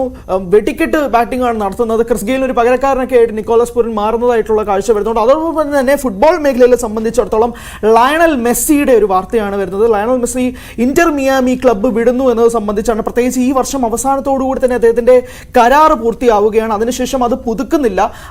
ആ പുതുക്കാതെ തന്നെ അദ്ദേഹം വീണ്ടും മറ്റൊരു ക്ലബ്ബിലേക്ക് പോകാനാണ് സാധ്യത. അദ്ദേഹം അർജന്റീനിയൻ ക്ലബ്ബിൽ അദ്ദേഹം തുടക്കം കുറിച്ച ക്ലബ്ബിലേക്ക് തന്നെ മാറാനുള്ള ഒരു സാധ്യത കാണുന്നുണ്ടോ എന്നുള്ളത് സംബന്ധിച്ചുള്ള വിശദാംശങ്ങളൊക്കെ വരേണ്ടതുണ്ട്. എന്തായാലും അദ്ദേഹം കരാറ് പുതുക്കുന്നില്ല എന്നത് സംബന്ധിച്ച് വ്യക്തമായ അപ്ഡേറ്റുകൾ ലഭിച്ചു കഴിഞ്ഞിരിക്കുന്നു. അദ്ദേഹം ഇന്റർ മിയാമി വിടുകയാണ് എന്നുള്ളത് തന്നെയാണ്. അപ്പോൾ അത് തന്നെയായിരിക്കും മെസ്സി ആരാധകരെ സംബന്ധിച്ചിടത്തോളം നിരാശാജനകമായി മാറുന്ന ഒരു വാർത്ത. കാരണം ഇന്റർ മിയാമിയിലേക്ക് മാറിയതിനു ശേഷം ഇന്റർ മിയാമി ക്ലബിന്റെ തന്നെ ഒരു മുഖച്ഛായ മെസ്സിയിലൂടെയായി മാറി. അത്രമേൽ ആരാധകർ ആ ക്ലബിനെ ഫോളോ ചെയ്തും തുടങ്ങി. പക്ഷേ ഇന്റർ മിയാമി വിടുമ്പോഴേക്കും എന്തായിരിക്കാം ഒരു സൗദി ഫുട്ബോളിനെ സംബന്ധിച്ചിടത്തോളം എന്തൊക്കെയായിരിക്കാം മാറ്റങ്ങൾ സംഭവിക്കുക എന്നുള്ളതും അറിയേണ്ടതായിട്ടുള്ള കാഴ്ചയുണ്ട്. ഇതൊക്കെയാണ് പ്രധാനമായും സ്പോർട്സ് മേഖലയിൽ നിന്നുള്ള. അപ്പൊ നമ്മുടെ മോർണിംഗ് വൈബ്സിലെ സ്പോർട്സ് കിട്ടി, ഒപ്പം സിനിമയും പ്രേക്ഷകർക്ക് കിട്ടി അല്ലേ ഹരി? അപ്പൊ അതിന് സമ്പന്നമായിട്ട് നമ്മൾ കൊടുത്തു. ഇനി നമുക്ക് കുറെ അധികം വാർത്തകൾ എത്താറുണ്ട്. ഫാസ്റ്റ് ന്യൂസുമായിട്ട് ദിൽന ചേരും ഒരു ചെറിയ ഇടവേളയ്ക്ക് ശേഷം.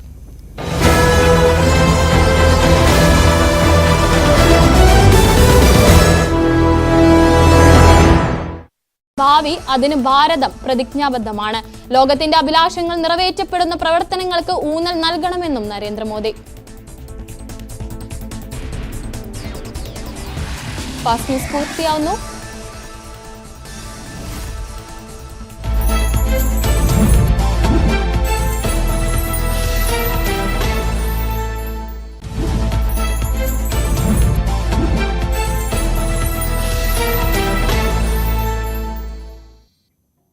നമസ്കാരം, ഫാസ്റ്റ് ന്യൂസിലേക്ക് സ്വാഗതം. ശിരൂർ ദൗത്യം ഇന്ന് നിർണായകം. റിട്ടയർ മേജർ ജനറൽ ഇന്ദ്രബാലന്റെ നേതൃത്വത്തിൽ ഇന്നത്തെ തെരച്ചിൽ ആരംഭിച്ചു. CP4-ലാണ് 4ാം നാളിലെ ആദ്യഘട്ട തിരച്ചിൽ. ഉത്തര കന്നഡ ജില്ലയിൽ റെഡ് അലർട്ട് പ്രഖ്യാപിച്ചിട്ടുണ്ടെങ്കിലും നിലവിൽ മഴ അല്പം കുറഞ്ഞിട്ടുണ്ട്. ഗംഗാവലി പുഴയിൽ മുങ്ങൽ വിദഗ്ധരുടെ നേതൃത്വത്തിലുള്ള തിരച്ചിലും നടക്കുന്നു. തൃശൂർ പൂരം കലക്കലിൽ വിശദ അന്വേഷണത്തിന് നിർദ്ദേശം. ADGPയുടെ റിപ്പോർട്ട് DGP അംഗീകരിച്ചു. തുടർ നടപടി നിർദ്ദേശിച്ച് DGP. മുഖ്യമന്ത്രിക്ക് റിപ്പോർട്ട് കൈമാറി കേസെടുത്ത് അന്വേഷിച്ചേക്കും. അന്തിമ തീരുമാനം മുഖ്യമന്ത്രിയുടേത്. പൂരം കലക്കിയതിൽ തിരുവമ്പാടി ദേവസ്വത്തെ പ്രതിസ്ഥാനത്ത് നിർത്തി അജിത് കുമാർ. തിരുവമ്പാടി ദേവസ്വത്തിലെ ചിലർ പൂരം മുടക്കാൻ ശ്രമിച്ചു എന്ന പോലീസ് നിർദ്ദേശങ്ങൾ മനഃപൂർവ്വം അവഗണിച്ചു എന്നും അദ്ദേഹം പറഞ്ഞു. പൂരം നിർത്തുന്നതിനായി ഏകപക്ഷീയമായി പ്രഖ്യാപിച്ച് ആസൂത്രിതം. ഇതിനു പിന്നിൽ ക്രിമിനൽ ഗൂഢാലോചനയെന്ന് സംശയിക്കുന്നതായും റിപ്പോർട്ട്. തൃശൂർ പൂരം കലക്കലുമായി ബന്ധപ്പെട്ട അന്വേഷണ റിപ്പോർട്ടിൽ നിലപാട് കടുപ്പിച്ച് CPI-യുടെ പാർട്ടി മുഖപത്രമായ ജനയുഗത്തിലെഴുതിയ മുഖപ്രസംഗത്തിലാണ് രൂക്ഷ വിമർശനം ഉന്നയിച്ചിരിക്കുന്നത്. അന്വേഷണ റിപ്പോർട്ട് ആശയക്കുഴപ്പങ്ങൾക്ക് വഴിവെക്കുന്നുവെന്ന് തലക്കെട്ട്. ക്രമസമാധാന ചുമതലയുള്ള ADGP സ്ഥലത്തുണ്ടായിട്ടും ഇടപെടാത്തത് ദുരൂഹമാണ്. ക്രമസമാധാന പാലനത്തിലെ അനുഭവ സമ്പത്ത് പ്രശ്നപരിഹാരത്തിന് ഉപയോഗിച്ചില്ലെന്നും ലേഖനത്തിൽ വിമർശനം. ജനയുഗം പത്രത്തിൽ വന്ന കാര്യം വായിക്കാൻ കഴിഞ്ഞിട്ടില്ലെന്ന് TP രാമകൃഷ്ണൻ. CPI-യുടെ അഭിപ്രായം മുൻകൂട്ടി കണ്ട് ചർച്ച ചെയ്യാനാവില്ലെന്നും TP രാമകൃഷ്ണൻ. CPM നേതാവ് MM ലോറൻസിന്റെ മൃതദേഹം മെഡിക്കൽ കോളേജിന് വിട്ടുകൊടുക്കുന്നതിൽ അന്തിമ തീരുമാനം ഇന്നുണ്ടായേക്കും. മൃതദേഹം മെഡിക്കൽ കോളേജിൽ സൂക്ഷിക്കാൻ ഹൈക്കോടതി നിർദ്ദേശം. മകൾ ആശ നൽകിയ ഹർജിയിലാണ് ഹൈക്കോടതി ഉത്തരവിട്ടത്. MM ലോറൻസിന്റെ മരണം വിവാദങ്ങൾക്കുള്ള മനഃപൂർവമായ ശ്രമം ചില രാഷ്ട്രീയ പാർട്ടികൾ നടത്തിയെന്ന മകൻ. ആശയെ ഉപയോഗിച്ച് ഇടതുപക്ഷത്തിന് അവമതിപ്പുണ്ടാക്കുന്ന പ്രചാരണം നടത്തുകയാണ്. ആശ ചെയ്യുന്ന കാര്യങ്ങളിലും ഫേസ്ബുക്ക് പോസ്റ്റിലുമെല്ലാം ചിലരുടെ ഇടപെടലുണ്ട്. ആശയുടെ ഭാഗത്തു നിന്ന് നേരത്തെയും ഇത്തരം ശ്രമങ്ങളുണ്ടായി. ഇടതുപക്ഷത്തെ തകർക്കാനാണ് ഇത്തരം ചെറിയ കാര്യങ്ങൾ കുത്തിപ്പൊക്കുന്നതെന്നും മകൻ ന്യൂസ് 18നോട്. തൃശൂർ വാണിയംപാറയിൽ കാട്ടാന ഷോക്കേറ്റ് ചരിഞ്ഞ നിലയിൽ. വാണിയംപാറയിൽ നിന്നും മണിയൻ കിണറിലേക്ക് പോകുന്ന വഴിയിലാണ് ജഡം കണ്ടെത്തിയത്. ഫോറൻസിക് സമീപത്തായി ചെരിഞ്ഞ നിലയിലായിരുന്നു. വനം വകുപ്പ് ഉദ്യോഗസ്ഥർ സ്ഥലത്തെത്തി പരിശോധന നടത്തി.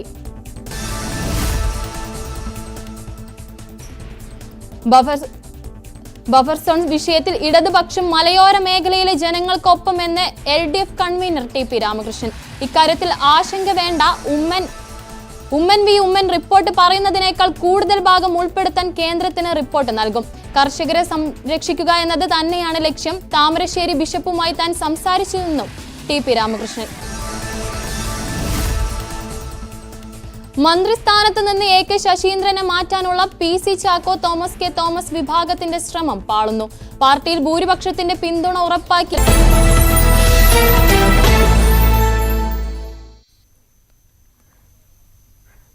നമസ്കാരം, ഫാസ്റ്റ് ന്യൂസിലേക്ക് സ്വാഗതം. ബലാത്സംഗ കേസിൽ നടൻ സിദ്ദിഖ് ഒളിവിൽ. കൊച്ചിയിൽ അന്വേഷണ സംഘത്തിന്റെ വ്യാപക പരിശോധന. SITയുടെ പരിശോധന കൂടുതൽ സംഘങ്ങളിലേക്ക്. അതേസമയം ജാമ്യം തേടി സിദ്ദിഖിന് സുപ്രീം കോടതിയെ സമീപിച്ചേക്കും.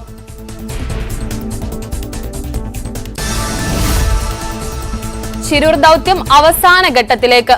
പ്രതികൂല കാലാവസ്ഥ ആയതിനാൽ തെരച്ചിൽ ഏത് സമയത്തും നിർത്തിവെച്ചേക്കും. ഉത്തര കന്നഡ ജില്ലയിൽ ഇന്ന് അതിതീവ്ര മഴ മുന്നറിയിപ്പുണ്ട്. റിട്ടയർ മേജർ ജനറൽ ഇന്ദ്രപാൽ അടയാളപ്പെടുത്തിയ മാർക്ക് CP4 കേന്ദ്രീകരിച്ചാണ് ഇന്നത്തെ പരിശോധന.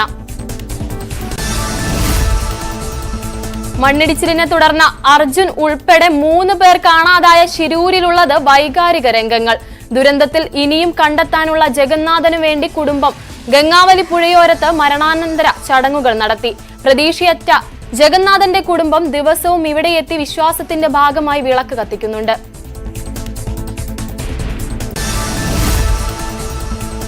NCP സംസ്ഥാന അധ്യക്ഷൻ PC ചാക്കോയും കുട്ടനാട് MLA തോമസ് K തോമസും ഇന്ന് മുഖ്യമന്ത്രി പിണറായി വിജയനെ കാണും.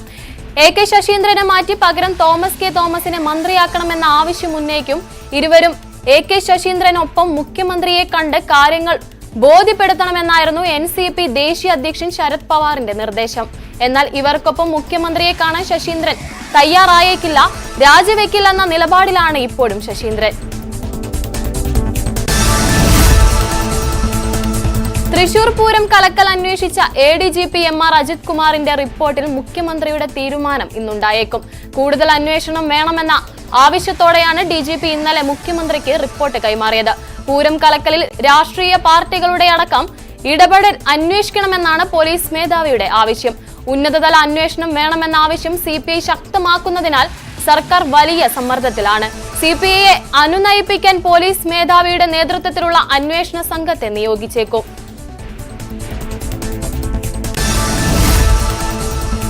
P ശശിക്കെതിരെ PV അൻവർ നൽകിയ പരാതിയിൽ CPM നിലപാട് ഇന്നറിയാം.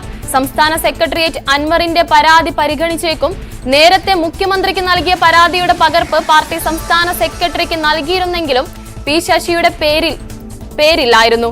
ഇതിന് പിന്നാലെയാണ് P ശശിയുടെ പേര് ചേർത്ത് പുതിയ പരാതി നൽകിയത്. പരാതിയിൽ പാർട്ടി എന്ത് സമീപനം സ്വീകരിക്കുമെന്നതും നിർണായകമാണ്.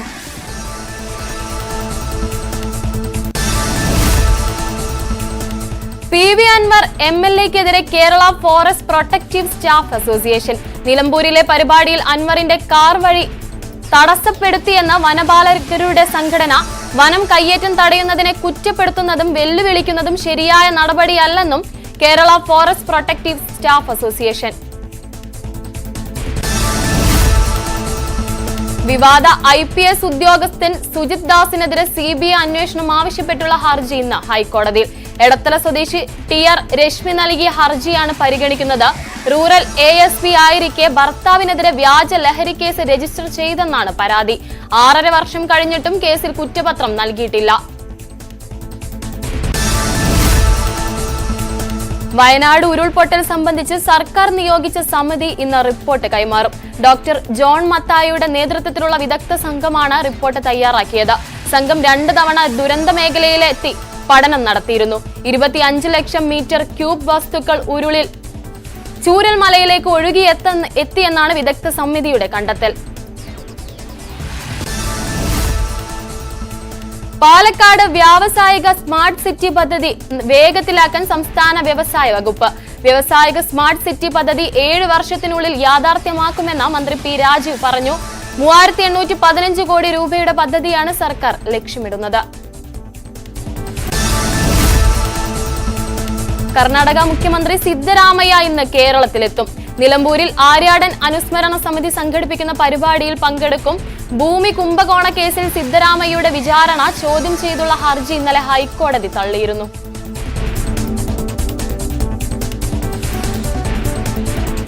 കൂടുതൽ ദേശീയ വാർത്തകൾ. ജമ്മു കശ്മീരിൽ 2ാം ഘട്ട പോളിംഗ് ആരംഭിച്ചു. 6 ജില്ലകളിലെ 26 നിയമസഭാ മണ്ഡലങ്ങളിലേക്കാണ് വോട്ടെടുപ്പ്. 239 സ്ഥാനാർത്ഥികൾ മത്സര രംഗത്തുള്ള തെരഞ്ഞെടുപ്പിൽ 27.78 ലക്ഷം പേർ സമ്മതിദാനാവകാശം വിനിയോഗിക്കുന്നു. കനത്ത സുരക്ഷാ ക്രമീകരണങ്ങൾ ഒരുക്കിയിട്ടുണ്ട്. മ്യാൻമറിൽ നിന്ന് 900 കുക്കി വിമതർ മണിപ്പൂരിലേക്ക് നുഴഞ്ഞു കയറിയത് ഇന്റലിജൻസ് റിപ്പോർട്ട്. സെപ്റ്റംബർ 28-ന് സംസ്ഥാനത്ത് കലാപ സാധ്യതയുണ്ടെന്നും വിവരം. ജനവാസ മേഖലകളിൽ സുരക്ഷ വർദ്ധിപ്പിച്ചു. ഗോത്ര ഭൂരിപക്ഷ പ്രദേശങ്ങളിൽ കുക്കി സംഘടനകൾ സമ്പൂർണ്ണ അടച്ചുപൂട്ടലും പ്രഖ്യാപിച്ചിട്ടുണ്ട്.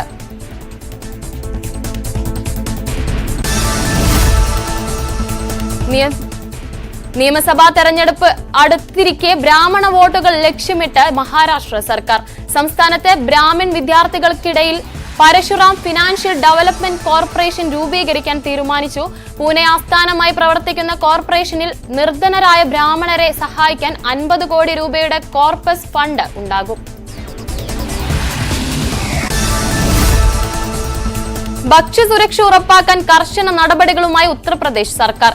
എല്ലാ ഹോട്ടലുകളിലും ജീവനക്കാർ മാസ്കും ഗ്ലൗസും ധരിക്കണമെന്ന നിർദ്ദേശം. ഉടമസ്ഥരുടെയും മാനേജർമാരുടെയും പേരും മേൽവിലാസവും നിർബന്ധമായി പ്രദർശിപ്പിക്കണം. സംസ്ഥാനത്തെ ഭക്ഷണശാലകളെ കുറിച്ചുള്ള പരാതികൾ വ്യാപകമായതോടെയാണ് നടപടി.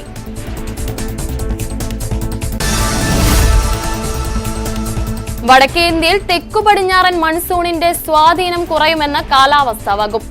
ബംഗാൾ ഉൾക്കടൽ പുതിയ ന്യൂനമർദ്ദം രൂപപ്പെട്ടു. ഇതിന്റെ ഭാഗമായി കിഴക്കൻ മേഖലയിൽ മഴ കനക്കാൻ സാധ്യതയുണ്ട്. ഗുജറാത്ത്, മധ്യപ്രദേശ്, തമിഴ്നാട്, പുതുച്ചേരി, കർണാടക എന്നീ സംസ്ഥാനങ്ങളിൽ ഒറ്റപ്പെട്ട കനത്ത മഴ തുടരുമെന്നും പ്രവചനം. കൊൽക്കത്തയിലെ ട്രാം സർവീസ് നിർത്തലാക്കാൻ ബംഗാൾ സർക്കാർ.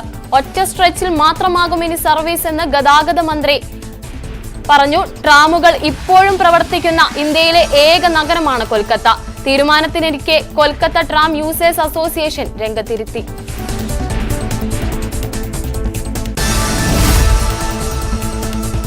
നവരാത്രി ഉത്സവത്തിന്റെ ഭാഗമായി പശ്ചിമ ബംഗാളിൽ 35 അടി ഉയരത്തിൽ ദുർഗാദേവി ശില്പം ഒരുങ്ങുന്നു. ബെൽത്താല മേഖലയിലെ സ്വാമിജി ക്ലബിന്റെ നേതൃത്വത്തിലാണ് നിർമ്മാണം. വടക്കൻ ബംഗാളിലെ ഏറ്റവും വലിയ ശില്പമാകുമിതെന്ന സംഘാടകർ. 1.5 മാസം മുൻപാണ് നിർമ്മാണം ആരംഭിച്ചത്.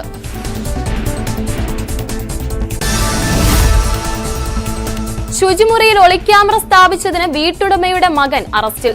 ഡൽഹി ഷഗർപൂർ മേഖലയിലാണ് സംഭവം.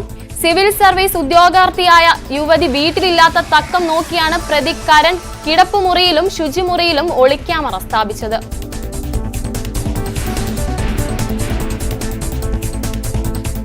ഇന്റർനാഷണൽ വാർത്തകൾ. ലബനൻ തലസ്ഥാനമായ ബെയ്റൂട്ടിൽ വ്യോമാക്രമണത്തിൽ ഹിസ്ബുള്ള കമാൻഡർ കൊല്ലപ്പെട്ടു. ഹിസ്ബുള്ളയുടെ റോക്കറ്റ് വിഭാഗം പ്രധാനിയായ ഇബ്രാഹിം ഖുറൈസിയാണ് കൊല്ലപ്പെട്ടത്. മറ്റ് 6 പേര് കൂടി കൊല്ലപ്പെട്ടിട്ടുണ്ട്.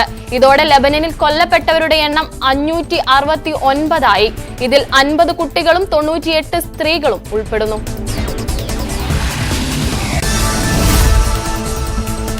അമേരിക്കൻ പ്രസിഡന്റ് തെരഞ്ഞെടുപ്പിലെ അഭിപ്രായ സർവേകളിൽ മുന്നേറ്റം നടത്തി കമല ഹാരിസ്. പുതിയ സർവേയിൽ ട്രംപിനേക്കാൾ 7 പോയിന്റ് മുന്നിലാണ് കമല ഹാരിസിന് 47%, ട്രംപിന് 40% പോയിന്റുകളാണ് റോയിട്ടേഴ്സ് സർവേ പ്രവചിക്കുന്നത്. സംവാദത്തിൽ പ്രശംസ നേടിയതിന് പിന്നാലെയാണ് ലീഡ് നിലയിലും കമലയുടെ മുന്നേറ്റം.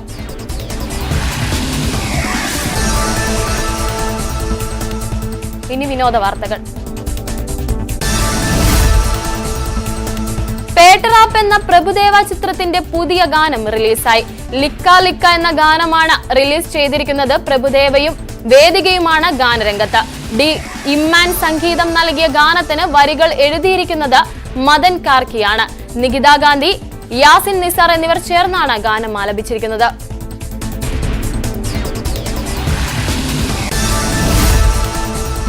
ഹൃദയഭേദകമായ കുറിപ്പുമായി നടി ഭാവന. കാലം മുറിവുകളെ ഉണക്കുമെന്ന് പറയുമെന്നാണ് എല്ലാവരും പറയാറുണ്ടെന്നും പക്ഷെ യാഥാർത്ഥ്യം അങ്ങനെ ആകില്ലെന്നും ഭാവന കുറിക്കുന്നു. അച്ഛന്റെ 9ാം ഓർമ്മ ദിവസത്തിലാണ് കുറിപ്പ്. അച്ഛനൊപ്പമുള്ള ഫോട്ടോകളും ഭാവന ഷെയർ ചെയ്തിട്ടുണ്ട്.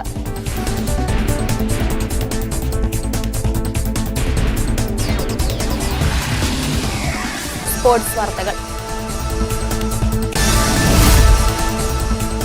2020 ക്രിക്കറ്റിൽ ഒരു കലണ്ടർ വർഷം 150ലധികം സിക്സർ അടിക്കുന്ന താരമെന്ന റെക്കോർഡുമായി വെസ്റ്റ് ഇൻഡീസിന്റെ നിക്കോളാസ് പൂരൻ. കരീബിയൻ പ്രീമിയർ ലീഗിൽ ട്രിൻബാഗോ നൈറ്റ് റൈഡേഴ്സിന്റെ താരമായ Pooran saint kitts and nevis പാട്രിയോട്സിനെതിരെ നടന്ന മത്സരത്തിലാണ് റെക്കോർഡിട്ടത്.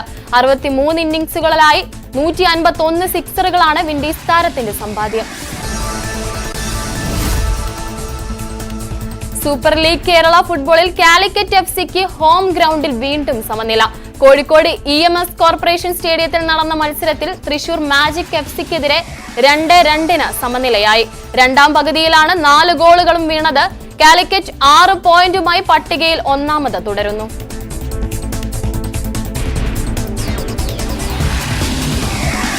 ഇനി ബിസിനസ് വാർത്തകൾ നോക്കാം.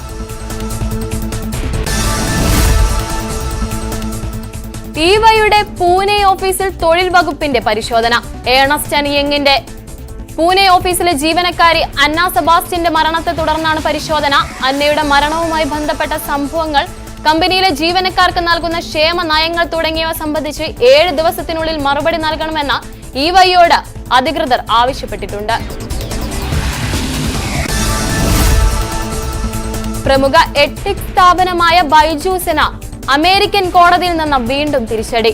$150 ബില്യൺ വായ്പയിൽ വീഴ്ച വരുത്തിയ ബൈജൂസിന്റെ അമേരിക്കയിലെ ആസ്തികൾ പിടിച്ചെടുക്കാൻ വായ്പാദാതാക്കൾക്ക് ഡെലവെയർ സുപ്രീം കോടതിയുടെ അനുമതി. നിരവധി സാമ്പത്തിക പ്രതിസന്ധികളിലൂടെ കടന്നുപോകുന്ന ബൈജൂസിന് കനത്ത തിരിച്ചടിയാണ് സുപ്രീം കോടതിയുടെ പുതിയ വിധി.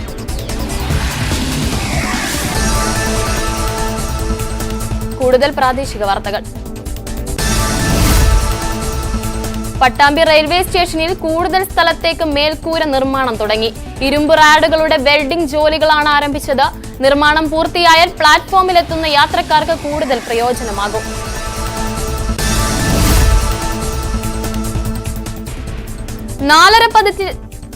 നാലര പതിറ്റാണ്ടായി നോക്കുകുത്തിയായി തൃത്താല തേനാമ്പാറ ലിഫ്റ്റ് ഇറിഗേഷൻ പദ്ധതി.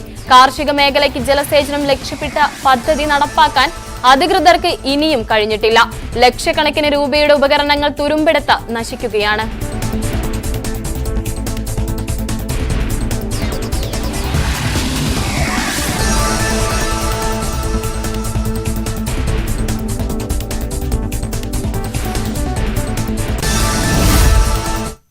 ഫാസ്റ്റ് ന്യൂസ് പൂർണ്ണമാകുന്നു. നമസ്കാരം.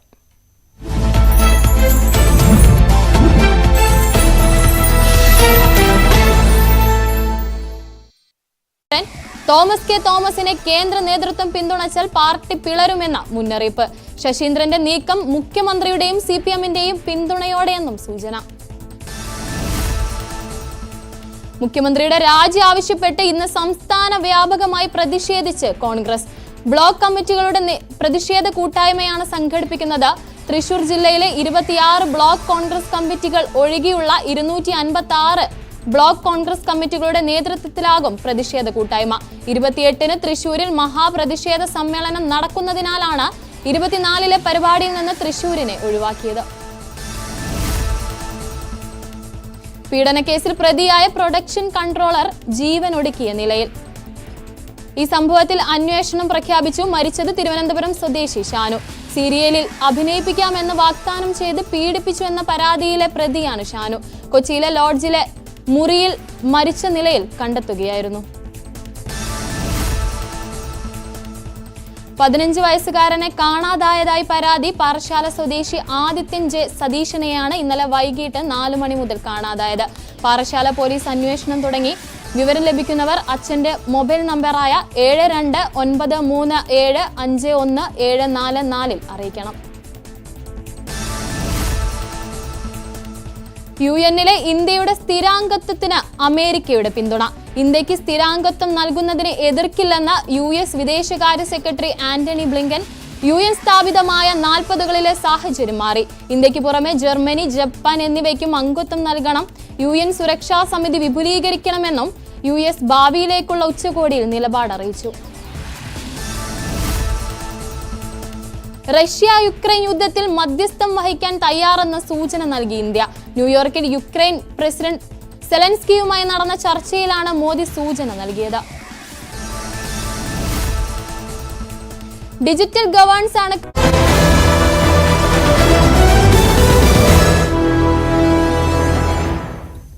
മോർണിംഗ് വൈബ്സിലേക്ക് വീണ്ടും സ്വാഗതം. രഞ്ജിത്ത്, രാജ്യത്ത് ഇപ്പോൾ വലിയ ചർച്ചയായിരിക്കുകയാണ് തിരുപ്പതി തിരുമല ശ്രീ വെങ്കടേശ്വര ക്ഷേത്രത്തിലെ പ്രസാദമായ ലഡു. 3 പതിറ്റാണ്ടിലേറെയായി പ്രസാദമായി നൽകുന്ന ലഡുവിൽ അടുത്ത കാലത്തായി മൃഗക്കൊഴുപ്പ് കണ്ടെത്തിയെന്ന റിപ്പോർട്ടാണ് വിവാദങ്ങൾക്ക് കാരണം. ലഡു നിർമ്മിക്കാൻ വേണ്ട നെയ്യ് നൽകിയ സ്ഥാപനമാണ് മൃഗക്കൊഴുപ്പ് നൽകിയതെന്നാണ് കണ്ടെത്തൽ. ഏതായാലും ഇത് ആന്ധ്രയിൽ വലിയ രാഷ്ട്രീയ വിവാദമാണ് ഇപ്പോൾ ഉണ്ടാക്കുന്നത്. 300-ലധികം വർഷമുള്ള പഴമയുടെ പെരുമ പറയാനുണ്ട് തിരുപ്പതി ലഡുവിന്. 1715 മുതലാണ് ലഡു ഭഗവാന് നിവേദിക്കാനും പ്രസാദമായി നൽകാനും തുടങ്ങിയത്. പോട്ടു എന്ന പ്രത്യേക അടുക്കളയിലാണ് ഈ ലഡു നിർമ്മിക്കുന്നത്. നൂറ്റാണ്ടുകളായി ഒരു പ്രത്യേക വിഭാഗമാണ് തിരുപ്പതി ലഡു പാചകം ചെയ്യുന്നത്. പാചകം ചെയ്യുന്നവർ തല മൊട്ടയടിക്കുകയും വൃത്തിയുള്ള വസ്ത്രം ധരിക്കുകയും വേണം. ഓരോ തവണയും ലഡു ഉണ്ടാക്കുമ്പോൾ ആദ്യത്തെ ലഡു ഭഗവാന് സമർപ്പിക്കുന്നു. ശേഷം ഭഗവാന് സമർപ്പിച്ച ലഡു ബാക്കിയുള്ള ലഡുവുമായി കൂട്ടി യോജിപ്പിച്ചാണ് ഭക്തർക്ക് വിതരണം ചെയ്യുന്നത്. പറഞ്ഞു വരുന്നത് അത്രത്തോളം പവിത്രമാണ് ഈ ലഡു. ഒരിക്കലെങ്കിലും തിരുപ്പതി ശ്രീ വെങ്കിടാചലപതി ക്ഷേത്രത്തിൽ സന്ദർശിക്കണമെന്നോ ഈ ലഡു പ്രസാദം കഴിക്കണമെന്നോ ആഗ്രഹിക്കാത്ത വിശ്വാസികൾ ഉണ്ടാകില്ല. ക്ഷേത്രത്തിൽ പോയിട്ടില്ലെങ്കിലും പോയവർ കൊണ്ടുവരുന്ന പ്രസാദം കഴിക്കാത്ത വിശ്വാസികളും കുറവായിരിക്കും. രാജ്യത്തിനകത്തും പുറത്തും വിശ്വാസികൾ ഏറെ പ്രാധാന്യത്തോടെ പവിത്രതയോടെ കാണുന്ന ക്ഷേത്രത്തിലെ പ്രസാദമായ പ്രസിദ്ധമായ ലഡു പ്രസാദം ഉണ്ടാക്കുന്നത് മൃഗക്കൊഴുപ്പ് വെച്ചാണ് എന്ന് പറഞ്ഞാൽ സ്വാഭാവികമായും ഏത് വിശ്വാസിയും അമ്പരന്നു പോകും. ആയിരക്കണക്കിന് വിശ്വാസികളെ ബാധിക്കുന്ന കാര്യമായതിനാൽ തന്നെ ആന്ധ്രാപ്രദേശിൽ വിഷയം വലിയ രാഷ്ട്രീയ വിവാദമായി കത്തിപ്പടരുകയാണ്. ശുദ്ധമായ ഗുണമേന്മയുള്ള നല്ല നറുമണമുള്ള നെയ്യാണ് ലഡുവിന്റെ പ്രധാനപ്പെട്ട ചേരുവ. എല്ലാ ദിവസവും കുറഞ്ഞത് 400 മുതൽ 500 കിലോ നെയ്യ്, 780 കിലോ കശുവണ്ടി, 500 കിലോ ഉണക്കമുന്തിരി, 200 കിലോ ഏലക്ക എന്നിവയാണ് ലഡു തയ്യാറാക്കാൻ ഉപയോഗിക്കുന്നത്. ഇതിനായി പ്രതിവർഷം 5 ലക്ഷം കിലോ നെയ്യാണ് തിരുമല തിരുപ്പതി ദേവസ്ഥാനം വാങ്ങാറുള്ളത്. ലേലത്തിലൂടെയാണ് നെയ്യുടെ വിതരണക്കാരെ തെരഞ്ഞെടുക്കുന്നത്. വിതരണക്കാരുടെ നെയ്യുടെ ഗുണനിലവാരവും നിർമ്മിക്കുന്ന ഫാക്ടറിയും പരിസരവും പരിശോധിച്ച് ശുചിത്വം ഉറപ്പാക്കിയാണ് ഇവരെ തെരഞ്ഞെടുക്കാറുള്ളത്. എന്നാൽ ജഗൻമോഹൻ റെഡ്ഡിയുടെ നേതൃത്വത്തിലുള്ള മുൻ സർക്കാർ തിരുപ്പതി ക്ഷേത്രത്തിലെ ലഡു തയ്യാറാക്കാൻ നെയ്ക്ക് പകരം മൃഗക്കൊഴുപ്പ് ഉപയോഗിച്ചെന്ന് ആന്ധ്രാപ്രദേശ് മുഖ്യമന്ത്രി ചന്ദ്രബാബു നായിഡു പറഞ്ഞതോടെയാണ് വിവാദം ആളിക്കത്തുന്നത്. തുടർന്ന് അദ്ദേഹം ലഡു നിർമ്മാണത്തിന് ഉപയോഗിക്കുന്ന നെയ്യ് ലബോറട്ടറി പരിശോധനയ്ക്ക് വിധേയമാക്കണമെന്ന ഉത്തരവും പുറപ്പെടുവിച്ചു. ലാബ് റിപ്പോർട്ടിൽ ലഡു നിർമ്മാണത്തിനായി മൃഗക്കൊഴുപ്പ് ഉപയോഗിക്കുന്നുണ്ടെന്ന് കണ്ടെത്തിയത് രാജ്യത്തെ ഒന്നാകെ ഞെട്ടിച്ചു. ശ്രീകോവിലിന്റെ മേൽനോട്ടം വഹിക്കുന്ന ക്ഷേത്ര ട്രസ്റ്റായ തിരുമല തിരുപ്പതി ദേവസ്ഥാനം നായിഡുവിന്റെ അവകാശവാദം അംഗീകരിച്ചതോടെ ഈ വിഷയം വലിയ വിവാദത്തിലേക്കാണ് വഴിതിരിഞ്ഞത്. ട്രസ്റ്റിൽ നിന്ന് ലഭിച്ച നെയ്യുടെ സാമ്പിളുകളെ അടിസ്ഥാനമാക്കിയുള്ള ലാബ് റിപ്പോർട്ട് ചന്ദ്രബാബു നായിഡുവിന്റെ തെലുങ്കുദേശം പാർട്ടി അംഗങ്ങൾക്കിടയിൽ പ്രചരിക്കുന്നുണ്ട്. അതേസമയം മുഖ്യമന്ത്രി ചന്ദ്രബാബു നായിഡുവിന്റെ ആരോപണം തള്ളി ആന്ധ്ര മുൻ മുഖ്യമന്ത്രി ജഗൻമോഹൻ റെഡ്ഡി രംഗത്ത് വന്നു. തന്റെ സർക്കാരിന്റെ കാലത്ത് യാതൊരു ചട്ടലംഘനവും നടന്നിട്ടില്ലെന്നും ആരോപണങ്ങൾ അടിസ്ഥാനരഹിതമാണെന്നും ജഗൻമോഹൻ റെഡ്ഡി പറഞ്ഞു. ചന്ദ്രബാബു നായിഡു ദൈവത്തിന്റെ പേരിൽ രാഷ്ട്രീയം കളിക്കുകയാണെന്നും അദ്ദേഹം പറഞ്ഞു. National accreditation board for testing and calibration laboratories അംഗീകൃത കമ്പനികളിൽ നിന്നെത്തുന്ന നെയ്യാണ് ലഡു ഉണ്ടാക്കാനായി ഉപയോഗിച്ചതെന്നും അവ വിശദമായ പരിശോധനയ്ക്ക് ശേഷമാണ് ഉപയോഗിച്ചിരിക്കുന്നതെന്നും അദ്ദേഹം പറഞ്ഞു.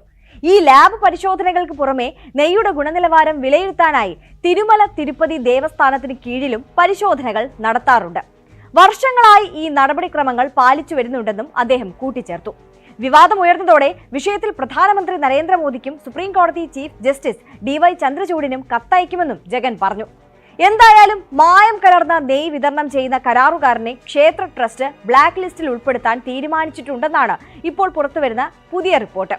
തമിഴ്നാട് ആസ്ഥാനമായുള്ള AR ഡയറി പ്രൊഡക്ട്സ് ആണ് ലഡു പ്രസാദം ഉണ്ടാക്കാനുള്ള നെയ്യ് TTDക്ക് നൽകിയിരുന്നത്. വിവാദം ആളിക്കത്തിയതോടെ ആന്ധ്ര മുഖ്യമന്ത്രി ചന്ദ്രബാബു നായിഡുവിൽ നിന്ന് വിശദമായ റിപ്പോർട്ട് തേടി കേന്ദ്ര ആരോഗ്യ വകുപ്പ് മന്ത്രി JP നദ്ദ രംഗത്തെത്തി. സംസ്ഥാന അധികൃതരുമായി ചേർന്ന് വിഷയത്തിൽ അന്വേഷണം നടത്തുമെന്നും food and safety standards authority of India ചട്ടങ്ങൾ പ്രകാരം നടപടി സ്വീകരിക്കുമെന്നും അദ്ദേഹം പറഞ്ഞു. അതേസമയം ലഡു പ്രസാദം ഉണ്ടാക്കാനുള്ള നെയ്യിൽ മൃഗക്കൊഴുപ്പ് കണ്ടെത്തിയതിനെ തുടർന്ന് പരിഹാരക്രിയയായി തിരുപ്പതി ക്ഷേത്രത്തിൽ മഹാശാന്തി ഹോമം നടത്തി. തിരുമല തിരുപ്പതി ദേവസ്ഥാനം ടെമ്പിൾ കോംപ്ലക്സിലാണ് ഹോമം നടത്തിയത്. ഏതായാലും അവിടെ ഒരു വലിയ രാഷ്ട്രീയ വിവാദമാണ്. ഇന്നലെ അവിടുത്തെ ഉപമുഖ്യമന്ത്രി അടക്കം ഈ വിഷയത്തിൽ പ്രതികരിച്ചിരുന്നു. അവിടെ ശുദ്ധിക്രിയകളൊക്കെ നടക്കുകയാണ്. വൈകാരികമായ ഒരു വിഷയം കൂടിയാണ് അവരെ സംബന്ധിച്ചിടത്തോളം ഈ പ്രസാദ വിതരണവും മറ്റും. മറ്റു വാർത്ത, വേളകൾ ചിലവഴിക്കാനുള്ള ഇഷ്ടയിടമായും വിനോദസഞ്ചാരികളുടെ ടൂറിസ്റ്റ് സ്പോട്ടായി മാറുകയാണ് തൃത്താല വെള്ളിയാങ്കല്ല് പൈതൃക പാർക്കും അതിനോട് ചേർന്നുള്ള നിളയോരവും. നിരവധി പേരാണ് വെള്ളിയാങ്കല്ലിൽ എത്തുന്നത്. വെള്ളിയാങ്കല്ല് പൈതൃക പാർക്കും നിളയോരവും കാണാൻ നിരവധി പേരാണ് എത്തുന്നത്. വൈകുന്നേരങ്ങളിൽ ഒട്ടകസവാരിയും കുതിരസവാരിയും കൂടിയായതോടെ തിരക്കേറി. അസ്തമയ സൂര്യന്റെ ഭംഗി ആസ്വദിച്ചുകൊണ്ടുള്ള നിളയോരത്തെ വിശ്രമം ആളുകളെ ഇങ്ങോട്ടേക്ക് ആകർഷിക്കുന്നു.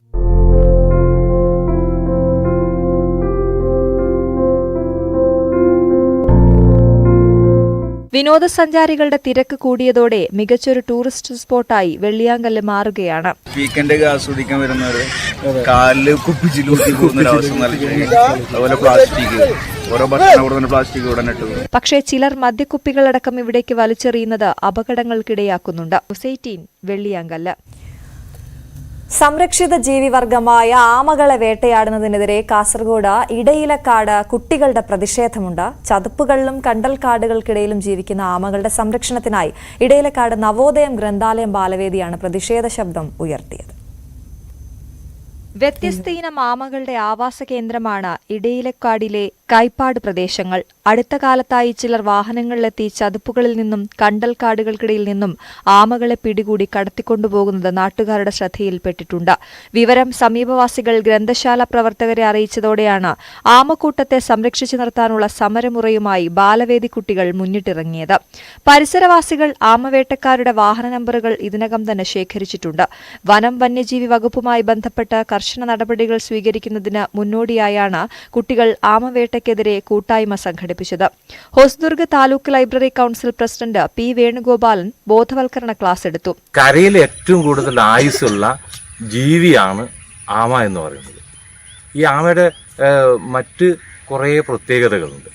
ഈ ആമയുടെ പുറമൊക്കെ നിങ്ങൾ ശ്രദ്ധിച്ചിട്ടുണ്ടാവും. മറ്റ് ജീവികളിൽ നിന്ന് വ്യത്യസ്തമായിട്ട് അതിനൊരു അനുകൂലനമുണ്ട്. അതിൻ്റെ പുറത്ത് നല്ല കട്ടിയുള്ള തോടുണ്ട്. ഈ തോട് ആണ് അതിനെ സംരക്ഷിച്ചു നിർത്തുന്നത്. തുടർന്ന് ആമകളുടെ ചിത്രങ്ങളുമായി കുട്ടികൾ സംരക്ഷണ പ്രതിജ്ഞയെടുത്തു. ന്യൂസ് 18 തൃക്കരിപ്പൂർ.